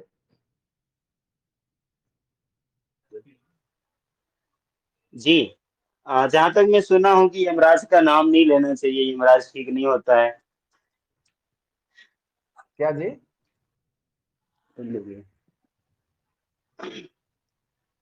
क्या यमराज का पूछ रहे थे, शुभ फिर नाम। बोलिए। लेकिन जब लोग जी जी। 95 साल के हो जाते हैं ना तो कहते हैं यमराज जी आ जाओ, मुझे लेके जाओ, मुझे नहीं रहना। हाँ ये भी नाम लेते हैं। किसी का मतलब विवाह हो गया हो, ये वो बोलेगा कभी मतलब यमराज मतलब मुझे दर्शन दो? किसी को घर में मतलब कोई बच्चा नया जन्म लिया हो, किसी ने नई गाड़ी लिया हो, किसी ने नया मोबाइल लिया हो, या तो किसी के घर में बहू आने वाली हो, बेटी का विवाह होने वाला, कोई शुभ कर्म होने वाला हो, कोई मतलब उनके घर वाले भी कोई बोलेंगे कि यमराज हमें दर्शन दो? जी नहीं बोलेंगे। क्यों नहीं? क्या वो खराब है, बुरा है, नीच है, अधम है? हाँ तो बताया ना अभी, भाई भी छाया है जो इसको बुरा बताया ना। हाँ, तो आपको आयुर्वेद के हिसाब से वो सही बैठता है कि गलत बैठता है? सही बैठता है। तो और इसमें मतलब जो कहा है कि वायवी गर्हिता त्वा असम चतस्रः स्यु सुखोदया है, मतलब केवल जो वायवी जो छाया होती है वो केवल वह अकेला ही अशुभ होता है। और बाकी जो जितने सारे जो छाया है, मतलब जिन जिन मनुष्य के पास में या तो जिन देवताओं के पास में होता है, वो सारे के सारे सुख उदय कारक होते हैं। मतलब सुख उदय कारक यानी कि वो सुख समृद्धि देने वाले होते हैं। केवल वायवी छाया जिनमें होती है वो अशुभ देने वाले होते हैं। या तो यूं समझे मनुष्यों में कि जिनमें वायव्य छाया मतलब देख दिख जाए जिस रोगी में, तो समझ लीजिएगा कि वो यमराज उसको दर्शन दे दिया, टिकट उसका कट गया। तो आप भी वहां से मतलब चलते बनिए, भागते बनिए कि भाई मतलब मुझे औषधि मतलब नहीं मालूम है, मैं इसके रोग को नहीं समझ पा रहा हूँ, आप किसी दूसरे वैद्य को मतलब दिखा लीजिए। मैं क्या करता हूँ, हाँ जी,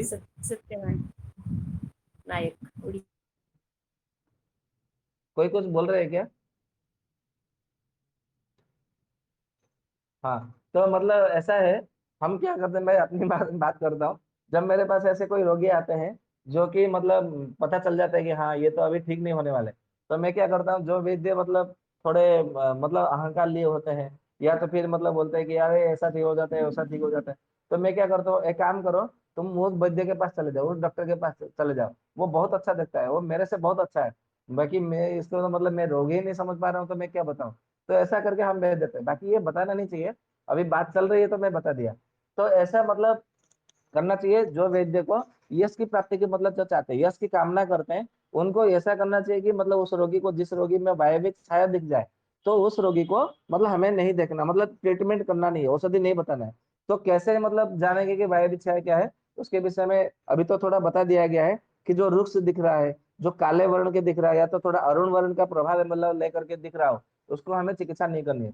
परंतु इतना से कहने से तो बात मतलब नहीं बनेगी, इसने तो मतलब समझ में नहीं आएगा कि मतलब हमें कैसे मतलब पूरा विस्तार से मतलब समझाओ। तो इसके विषय में हम आने वाले सत्र में, इसके जो चतुर्थ भाग होगा, हम उसमें इसके विषय में चर्चा करेंगे। परंतु उसके और मतलब जो अंतिम जो चरण है, उसमें कहा गया है वायवी तु विनाशाय, जिसमें वायवी छाया देखने को मिल जाए वो स्वयं भी विनाश हो जाएगा, यदि वो स्वयं विनाश नहीं होगा तो दूसरे का विनाश कर देगा। ये आपको समझ के चलना है। कैसे करेगा, जैसे मतलब कोई मनुष्य, उसको मतलब जन्म से लेकर के वायु छाया नहीं दिख रहा है, तो समझ लीजिए कि उसका मृत्यु का समय आ गया। परंतु यदि जन्म जात से यदि उसको मतलब वायु छाया दिख रहा है, तो समझ लीजिएगा कि वो अपने साथ में दुर्भाग्य को, अभाग्य को मतलब साथ में लेकर के जन्मा है। और उस घर में बोलते हैं ना, ये जब से जन्मा है मेरे घर में ये हो गया है, वो जब से मतलब घर में आई है या तो आया है, मतलब मेरा ऐसा हो गया है, वैसा हो गया है। कोई कोई लोग बोलते हैं कि मैं तो बहुत अच्छा था, जब से उसके साथ में मेरी बंधुता हुई है, मित्रता मित्रता हुई है, जब से उसके साथ में मेरा मतलब संबंध बना है, सहयोग हुआ है, तब से मेरा नुकसान ही नुकसान हो रहा है। ऐसा क्यों हो रहा है? क्योंकि उसके आप शरीर में देखेंगे तो वायव्य छाया आपको देखने को मिलेगा। ये मतलब उसका रहस्य है। तो आयुर्वेद कहता है ना कि आपको हित कर आयु, अहित कर आयु, सुख कर आयु, दुख कर आयु। मैं पहले अध्याय के पहले सूत्र को लेके जा रहा हूँ, आयुर्वेद के चरक संहिता का, कि कहा गया है ना कि हित हितम सुखम दुखम आयुस्तस्य हिता हितम, मानम च यत्र तत्र यत्र मानम च तत्र तच्च यत्रोक्त आयुर्वेद से उच्यते, ऐसा जो मतलब श्लोक है। मतलब इसमें आपको जो चार प्रकार का आयु के विषय में बताया गया है, वो ये सब मतलब एक एक सूत्र में ये सब मतलब बातें निहित है। आप यदि इतना ही समझ गए, फिर आपको जीवन में कोई हरा नहीं सकता, कोई मतलब आपको मतलब कोई ठग नहीं सकता, और आपको बीमार मतलब पड़ नहीं सकते। कि बीमार नहीं पड़ेंगे तो फिर पैसा खर्च करने की क्या आवश्यकता है। हाँ, आगंतुक रोग हो गया तो बात अलग है। ठीक उसी तरह आगे कहते हैं कि क्लेशाय महते महते अपिवा, मतलब वो क्लेश मतलब महत महत क्लेश, मतलब बड़ा बड़ा दुख देने वाला है, बड़ा बड़ा क्लेश देने वाला है उसके साथ में, मतलब वो विनाश भी मतलब देगा करेगा, और साथ में वो महत क्लेश को भी वो अर्पण करेगा, मतलब प्रदान करेगा। ये उसका मतलब रहस्य, मतलब इसका अर्थ है। अभी इनके पूरे जो रहस्य है, हम इसके चौथे भाग में चर्चा करेंगे। कल भी आप लोग चरक संहिता का मतलब साथ में लेकर के बैठिएगा, तो बहुत मजा आएगा, आनंद आएगा। बाकी यदि अभी तो समय हो गया 9:40, बाकी आप लोग के मन में कोई शंका हो, कोई दुविधा हो, कोई प्रश्न हो तो प्रश्न कर सकते हैं। ठीक है, राम राम।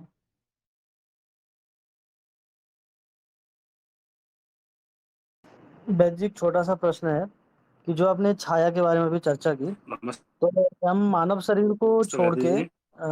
दूसरे जीवन की बात करते हैं, जैसे पेड़ पौधे या पशु पक्षी। अगर दी वो उसके शरीर में परिवर्तन आएगा, तो फिर उसमें छाया किस प्रकार का बना, जैसे कोई पेड़ सूख रहा है, कोई पेड़ मर रहा है, उसमें फल नहीं आ रहा है, ऐसा कुछ दिख रहा है, कोई गाय है वो गर्भवती नहीं हो रही है, बीमार पड़ रहा है, तो उसके शरीर में कैसी छाया बनेगी।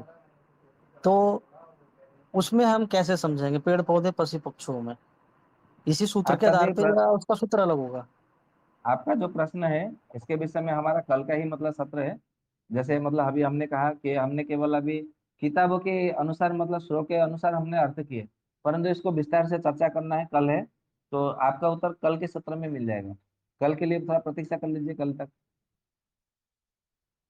जी जी जी। अच्छा वैद्य जी, जो आपने आरंभ में मुनक्के के बारे में चर्चा की थी, कि जो व्यक्ति स्वस्थ है अगर यदि वो मुनक्का खाए तो हमेशा स्वस्थ रहेगा, लेकिन जो व्यक्ति रोगी है उसके लिए तो ये अपथ्य भी हो सकता है ना मुनक्का, वो तो हाँ, हमेशा जीवन में जिनके, नहीं खा सकता। जी, ये कोई अपथ्य नहीं है, चाहे रोगी हो चाहे स्वस्थ हो, हर कोई मुनक्का खा सकता है, कोई दिक्कत नहीं।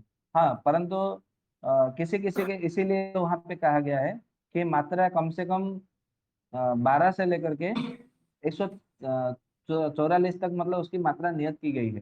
तो स्वस्थ व्यक्ति है, अब मतलब 12 खा सकते हैं, 14 खा सकते हैं, 18, 20, मतलब वो खा सकते हैं।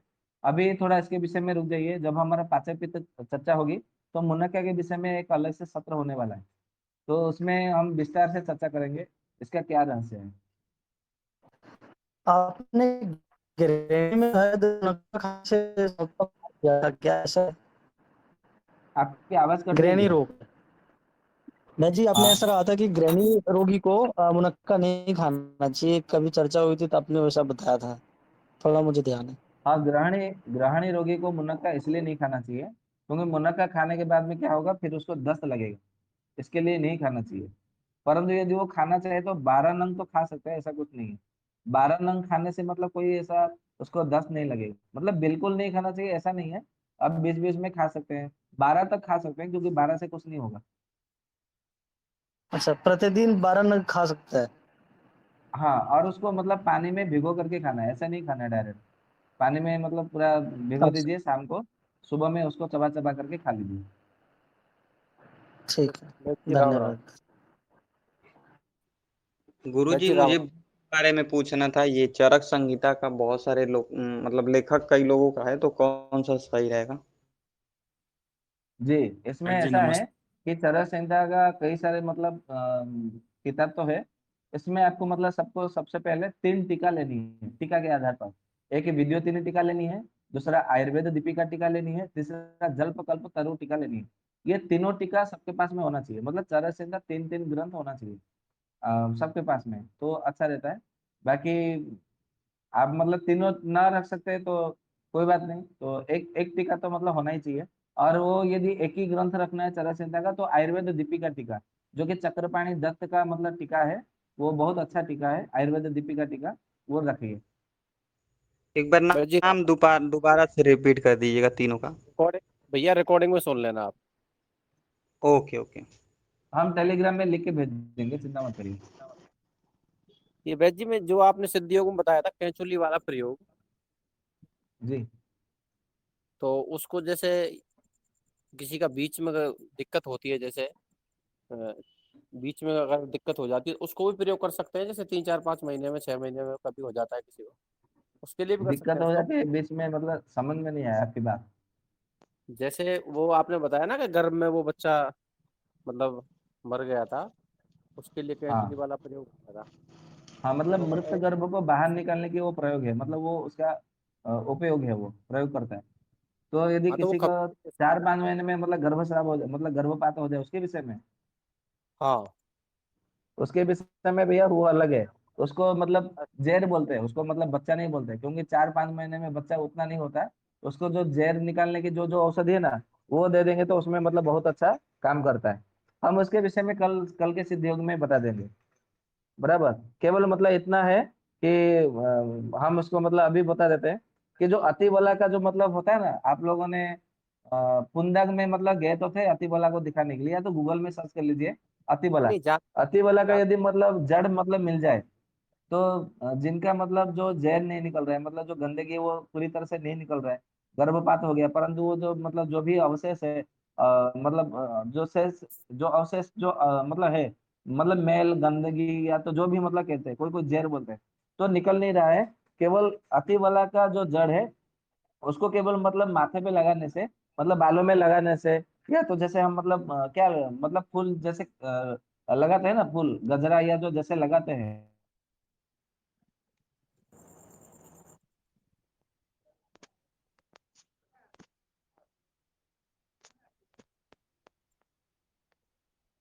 आवाज कट गई अलग आपकी। निकल जाती है। और उसको मतलब ऐसा करना है कि अतिबला का जड़ को भी उसको मतलब चबा चबा करके धीरे धीरे खाएंगे, लगभग 1 तोले की मात्रा में उसके जड़ को चबा चबा करके खाएंगे, उससे भी मतलब जो है वो जो गर्भस्राव होने के बाद में, गर्भपात होने के बाद में सारा जहर निकल जाता है। परंतु हर जगह मतलब नहीं निकलेगा, बराबर। तो इसके लिए एक अनूठा प्रयोग बता देते हैं। हो सकता है ये आप लोगों को थोड़ा चमत्कार जैसा लगे। मतलब जिस स्त्री का मतलब गर्भस्राव हो गया या तो गर्भपात हो गया, उसी के मतलब बाल को, मतलब कोई भी उसका मतलब पति हो या तो कोई भी वैद्य हो या तो कोई मतलब परिचारिका हो, उसके पास जाना है और उसके मतलब बालों को अपने मतलब किसी भी अंगुली से मतलब पूरा एकदम मतलब लपेट देना है। उसके पूरे बाल मतलब पूरे बाल को मतलब उसके एक अंगुली किसी भी अंगुलियों से मतलब लपेट देना है, या तो चारों अंगुलियों में मतलब लपेट देना है। लपेट करके क्या करना है कि जो मतलब होता है ना, मतलब गले से लेकर के मतलब बालों से लपटे लपेटे हुए उंगलियों से गले से मतलब जो कंठ देश होता है, कंठ देश से होता मतलब कंठ देश से लेकर के जो मतलब हमारा छाती मतलब स्त्रियों का जो छाती होता है मतलब स्तन के बीचों बीच मतलब बीच बीच भाग तक, वहां से लेकर के क्या करना है उसमें थोड़ा मर्दन करना है। मतलब गले से लेकर के स्तन के बीच भाग तक, मध्य भाग तक, छाती के मध्य भाग तक, वो सब मतलब उसी के बाल का लपेटा हुआ मतलब हमारे अंगुलियों को वहां से मतलब आपको मतलब केवल मर्दन करना है, मतलब थोड़ा घिसना है ऊपर की ओर से नीचे की ओर से। आप ऐसा कुछ समय तक करते रहेंगे तो भी मतलब जितना मतलब है वो जो 4 महीने में, 5वें महीने में, छठे, 7वें, 8वें महीने में, या तो बच्चा जन्म होने के बाद में भी यदि मतलब वो मतलब मेल नहीं निकल रहा है, जहर नहीं मतलब गिर रहा है, तो भी मतलब आराम से गिर जाते हैं। और ये मतलब परीक्षित ही हो गए, सिद्धि हो गए। आप इसको प्रयोग करके देखेंगे तो निश्चित रूप से आपको परिणाम मिलेगा ही मिलेगा। इसके लिए आपको कहीं पे जाने की जरूरत नहीं है। आपको मतलब रोगी का बाल ही उसके लिए औषधि होगा, बस खाली आपको काम करना है। ठीक है। जी ठीक है। आयुर्वेद में ऐसे चमत्कार चमत्कार योग जी मतलब वर्णन नमस्ते। किया गया है कि आप लोग मतलब सुनेंगे तो बोलेंगे ये सच में होता है क्या, ऐसा लिखा है क्या?" और ये जो हमने योग बताया है, ये ग्रंथ का नाम है चमत्कार चिंतामणि। और ये ग्रंथ का लिखने वाले वैद्य का नाम बता देते हैं, राज वैद्य लोलिम्ब राज, जिन्होंने अपने पत्नी को मतलब सुहाग रात के दिन मधुशैया के मतलब रात में उनकी पत्नी पूछती गई और वो बताते गए। और वो मतलब पूरे अपने जीवन का जो भी मतलब पूरा अनुभव है, ये एक एक रोगों के ऊपर ये तुम औषधि दे दो, बस ये रामबाण औषधि है और तुम्हें मतलब ज्यादा चिंता करने की जरूरत नहीं है। मतलब मैं यदि कल को मर भी जाऊं, क्योंकि उस समय ऐसा होता था राज्य वैद्य यदि मतलब कोई रोग को ठीक नहीं कर पाए तो वो सूली पे चढ़ा देता था राजा। तो उन्होंने कहा था यदि कल को मैं मर जाऊं, मर भी जाऊं, तो तुम्हें अपने मतलब जीवन में और अपने बच्चों के पालन पोषण करने के लिए, भरण पोषण में कोई कष्ट ना हो, कोई मतलब क्लेश ना हो, और इसलिए मैं तुम्हें सिद्धि सिद्धि योग देता हूँ। तो उन्होंने अपने सुहाग रात के दिन अपनी पत्नी को सारे सिद्ध योग दे दिए थे। और वो जो जो जो सिद्ध योग दिए थे और वो सिद्ध योग जो मतलब बताए थे, वो हर किसी के पास होना चाहिए। ग्रंथ का नाम है जैसे राज वैद्य लोलिम्ब राज कृत वैद्य जीवनम। हर किसी के पास में वो ग्रंथ होना चाहिए। आवाज नहीं आती है। क्या भैया आपकी आवाज नहीं आ रही है, कट रही है। हाँ, वो इसलिए बराबर नहीं। आपकी आवाज नमस्ते पूरी वैद्य तरह जी। से सुनाई नहीं दे रहा है, कट रहा है। वैद्य संतोष कुमार जीवनम सोनी आपने जी। क्या बोला? वैद्य जीवनम, क्या जी? वैद्य वैदिक जीवनम आपने जीवनम क्या बोला? ग्रंथ का नाम है। और एक तो आपने ग्रंथ का नाम है उसकी। एक एक आपने बोला चमत्कार चिंतामणि, एक दूसरा ग्रंथ है ये। जी जी जी। एक हुआ चमत्कार चिंतामणि, दूसरा हुआ वैद्य जीवनम, ये दो ग्रंथ है इनके, लोलिम राजी के। जी जी जी। ठीक। वैद्य जीवन जो है वो उन्होंने अपने सुहाग रात के दिन रात को बताया था अपनी पत्नी को। परंतु जो चमत्कार चिंतामणि है वो उन्होंने अपने जीवन में जो जो अनुभव किए थे, वो सारे के सारे सिद्धि हो गए। मतलब आपको परीक्षण करने की जरूरत नहीं है, केवल प्रयोग करते जाना है। भंग सन संहिता का, चरक संहिता का, सुश्रुत संहिता का, अष्टांग हृदयम का, और सुश्रुत संहिता का, भैषज रत्नावली का, और गद निग्रह का, बृहत निघंट रत्नाकर का, चमत्कार चिंतामणि का, और वैद्य जीवन, ऐसे ग्रंथ जो है आपको परीक्षण करने की जरूरत नहीं। वो सारे के सारे परीक्षण किए हुए वो लिखे हुए हैं। जैसे राज मार्तंड है, रसमंजरी है, ये सब परीक्षित है। आपको केवल प्रयोग में लाने हैं। अच्छा, ऐसे और कुछ ग्रंथ हो तो वैद्य जी नाम बोल दीजिए रिकॉर्ड में। सारे तो एक ही साथ में एक ही बार में नाम याद नहीं आते। जब जब मतलब याद आएगा तब तब हम बता देंगे कि आप ये करो, ऐसा करो। बाकी मैं उसकी मतलब एक सूची बनाने वाला हूँ, क्योंकि आप मतलब ऐसे पूछेंगे तो हर बात तो हर मतलब हर बार याद नहीं रहती है। जो जो याद आता है वो हम बता देते हैं। क्योंकि अभी मैंने वंशज संहिता से जितने भी रोगी मुझसे संपर्क किए, कई सारे रोगों में उनको मैंने नुस्खा बताया, उसमें से अभी तक में एक भी नुस्खा फेल नहीं हुआ है। सारे नुस्खे परीक्षित हुए, सारे नुस्खे से रोगी ठीक हुए। मैं तीन जी चार रोगों पे परीक्षित कर चुका हूँ, सभी सफल रहे। एक बार में ही ठीक कर दे रहा है रोगी को नुस्खा। अभी मैं वंशज जी संहिता से परीक्षित कर रहा हूँ, तो जी ये बड़ा ही चमत्कार जैसा दिखा। जी जी। हाँ जेठाराम जी जी कुछ प्रश्न कर रहे हैं, उनको भी बोलने दीजिए। हाँ पूछिए प्रश्न, सबको नमस्ते वैद्य जी। अधिकार है प्रश्न करने का। जी नमस्ते। नमस्ते। नमस्ते नमस्ते। ये आपने सुखपूर्वक प्रसव के लिए जो अपामार्ग की जड़ बताई थी, ये सूखी लेनी है या गीली? गीली लेनी है, ताजा लेनी है। आपके वहां तो होता ही हुआ, मतलब आपने दीपक भाई के लिए आपने इतना परिश्रम करके अपमार का जड़ लाए थे, संग्रह करके खोद करके, तो आपके उधर तो होता ही होता है अपमार का जड़।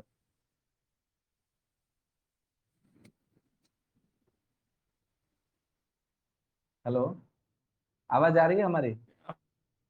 आवाज नहीं आ रही वैद्य जी। नहीं आ रही है? अभी आ नहीं रही नहीं, है? बैज जी की आवाज आ रही है। नहीं आ रही। आवाज आ रही है। आपके नेटवर्क में समस्या है ऐसा ऐसा तो नहीं है कि आपके जेठाराम वहां जी। नेटवर्क नहीं आ रही है जेठाराम जी? अब आ रही है। अच्छा अब आ रही है। अच्छा, हमने ये कहा कि आपके वहां तो कोई बारिश हो रही है, मतलब उस वजह से अपमार। थोड़ा डिस्टर्ब हो रहा है। अच्छा अच्छा, तो आपके उधर तो अपमार का पौधा होता ही होता है, आपने तो संग्रह करके लाए थे, ताजा ही लीजिएगा उसको। जी।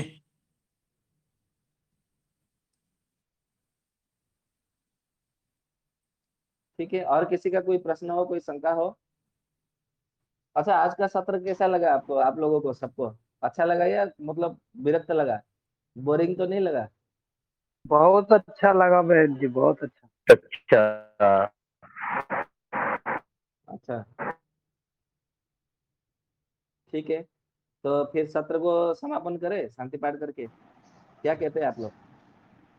एक अनुरोध था वैद्य जी। हाँ बताइए। हेलो। हाँ जी जी, जी, राम राम ये बताइए। 26, जी राम राम वैद्य जी। ये 26 मई का जो अनुराग विजयवर्गीय सर का जो ये रिकॉर्डिंग था, वो कृपया ग्रुप में भेज देते तो अच्छा होता। ये काम जो है ना, ये हरजिंदर भाई का है। ये हरजिंदर भाई सुन रहे होंगे, वो तो सब मतलब ढलेगा ही ढलेगा, कोई ऐसा नहीं कि नहीं ढलता है। क्योंकि समय का थोड़ा अभाव रहता है, परंतु ढल जाएगा, चिंता मत करिए। जी जी, धन्यवाद। और कोई अनुभव बताने वाले थे?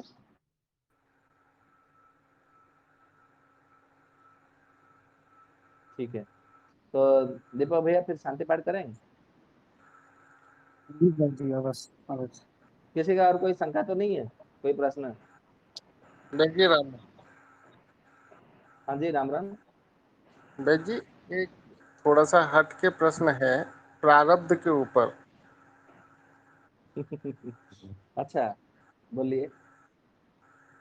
क्या प्रारब्ध, अभी आपका नारियल वाला मैं सुना था, तो उसमें आपने बोला था कि कोई नारियल का पेड़ घर पे लगाता है या कहीं लगाता है तो उसका 50% प्रारब्ध कट जाता है पुराना जो होता है। थोड़ा प्रकाश डालेंगे बेद जी इस पे?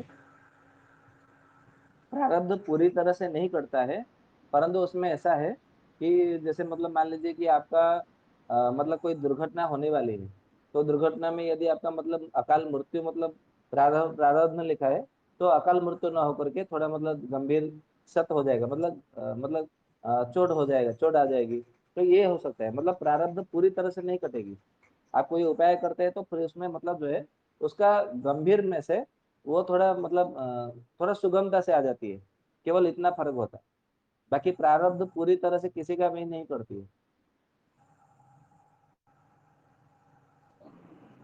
वैद्य जी, इस पर एक प्रश्न पूछूं? हाँ पूछिए। वैद्य जी, मन में शंका हो रही है कि अगर दी कोई व्यक्ति पूर्व जन्म में कोई पाप किया, ये तो ईश्वर की दंड व्यवस्था है, तो अगर दी कोई पाप कर्म किया तो व्यक्ति को दंड भोगना ही होगा। अगर दी इस ऐसी विद्या, अगर दी ये सफल होता है, अगर दी सफल है, तो व्यक्ति कह रहेगा मैंने पाप किया है, तो मैं पेड़ लगा लेता हूँ, मेरा पाप खत्म हो जाएगा। तो फिर ये कैसे शाश्वत होगा? फिर ये तो सत्य नहीं है ना, लग रहा है। आप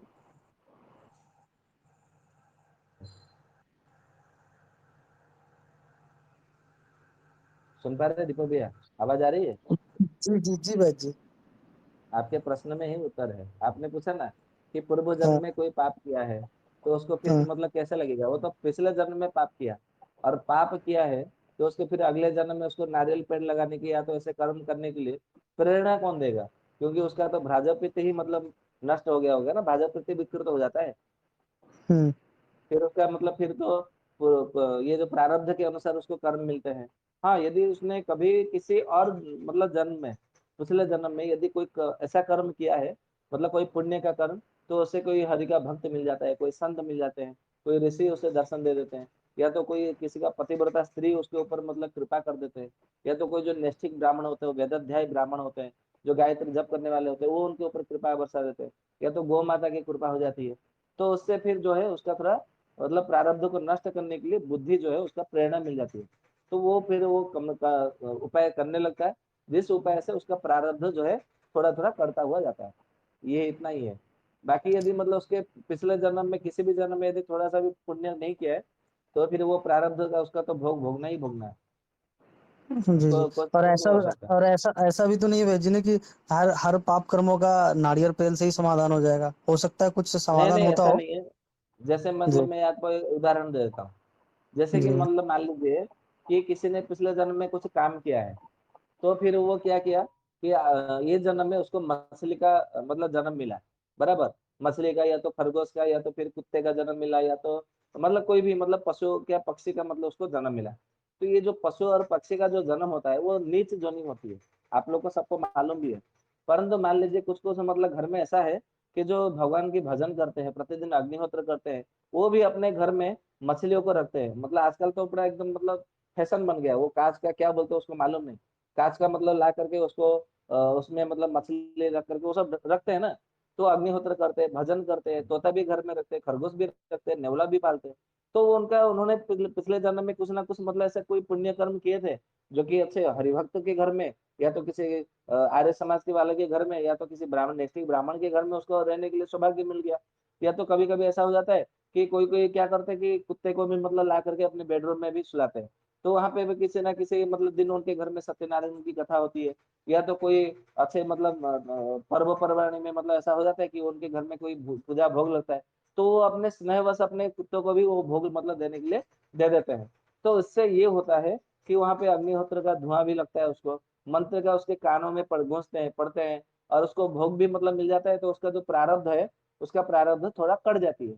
इस प्रकार से आप मतलब उसको समझ सकते हैं। पूरी तरह से तो नहीं कटेगी, परंतु मतलब जो भी है वो थोड़ा कट जाता है। जी जी। हाँ, उस आत्मा के कर्मों पर निर्भर करता है कि वो अगर जानवर भी बनाए तो कैसे स्थितियों में हो जाएगा, वो उस पर निर्भर करता है, उसके कर्म व्यवस्था पर। सही बात। जी जी जी। जी, धन्यवाद। जी 10 बज गए, उड़िया सत्र के बंधु जो लोग प्रतीक्षा कर रहे होंगे, अब समय अनुमति नहीं देता, तो एक भी क्षण विलम्ब करते हुए हम सभी शांति पाठ की ओर बढ़ेंगे। तो वैद्य जी का बहुत बहुत धन्यवाद, हृदय से आभार आज के सत्र के लिए। आज का सत्र ऐसा सत्र है कि जो चिकित्सा जगत है वर्तमान में, जो वाहवाही लूटते हैं लोग, उन पे करारा चाटा है। अगर दी ऐसी विज्ञान, अगर दी लोग पढ़े और समझे और जाने तो जो चिकित्सा के नाम पे लूट रहे हैं और ठग रहे हैं लोगों को, बड़े बड़े दुकानें बन चुकी है, तो वैसे दुकानों को नष्ट करने के लिए ऐसा विज्ञान पर्याप्त है। और जो वैद्य जी जो आज ऐसे ऐसे सफल सिद्ध योग रूपी जो शास्त्र और ग्रंथ का नाम बताए आयुर्वेद के, जैसे वंशन संहिता या सिद्ध योग संग्रह, ऐसे जो बहुत सारे ग्रंथ बताए, वैद्य लोलिम राज जी के जो ग्रंथ बताए, ये सभी ग्रंथ ऐसे ऐसे ग्रंथ हैं। बस रोगी हुआ उसको दे दो, रोग हुआ है दे दो। तो एक जो व्यक्ति वैद्य नहीं भी है, वो वैद्य का सहयोग कर सकते हैं। तो ऐसा कार्य करिए और आयुर्वेद को अपनाइए, और जो आपका जो अंतिम लक्ष्य है उसकी ओर अग्रसर होइए। तो बहुत बहुत धन्यवाद वैद्य जी का। और हमारे भ्राता अरुण जी अगर यदि सुन रहे हैं तो कृपया शांति पाठ कराएं।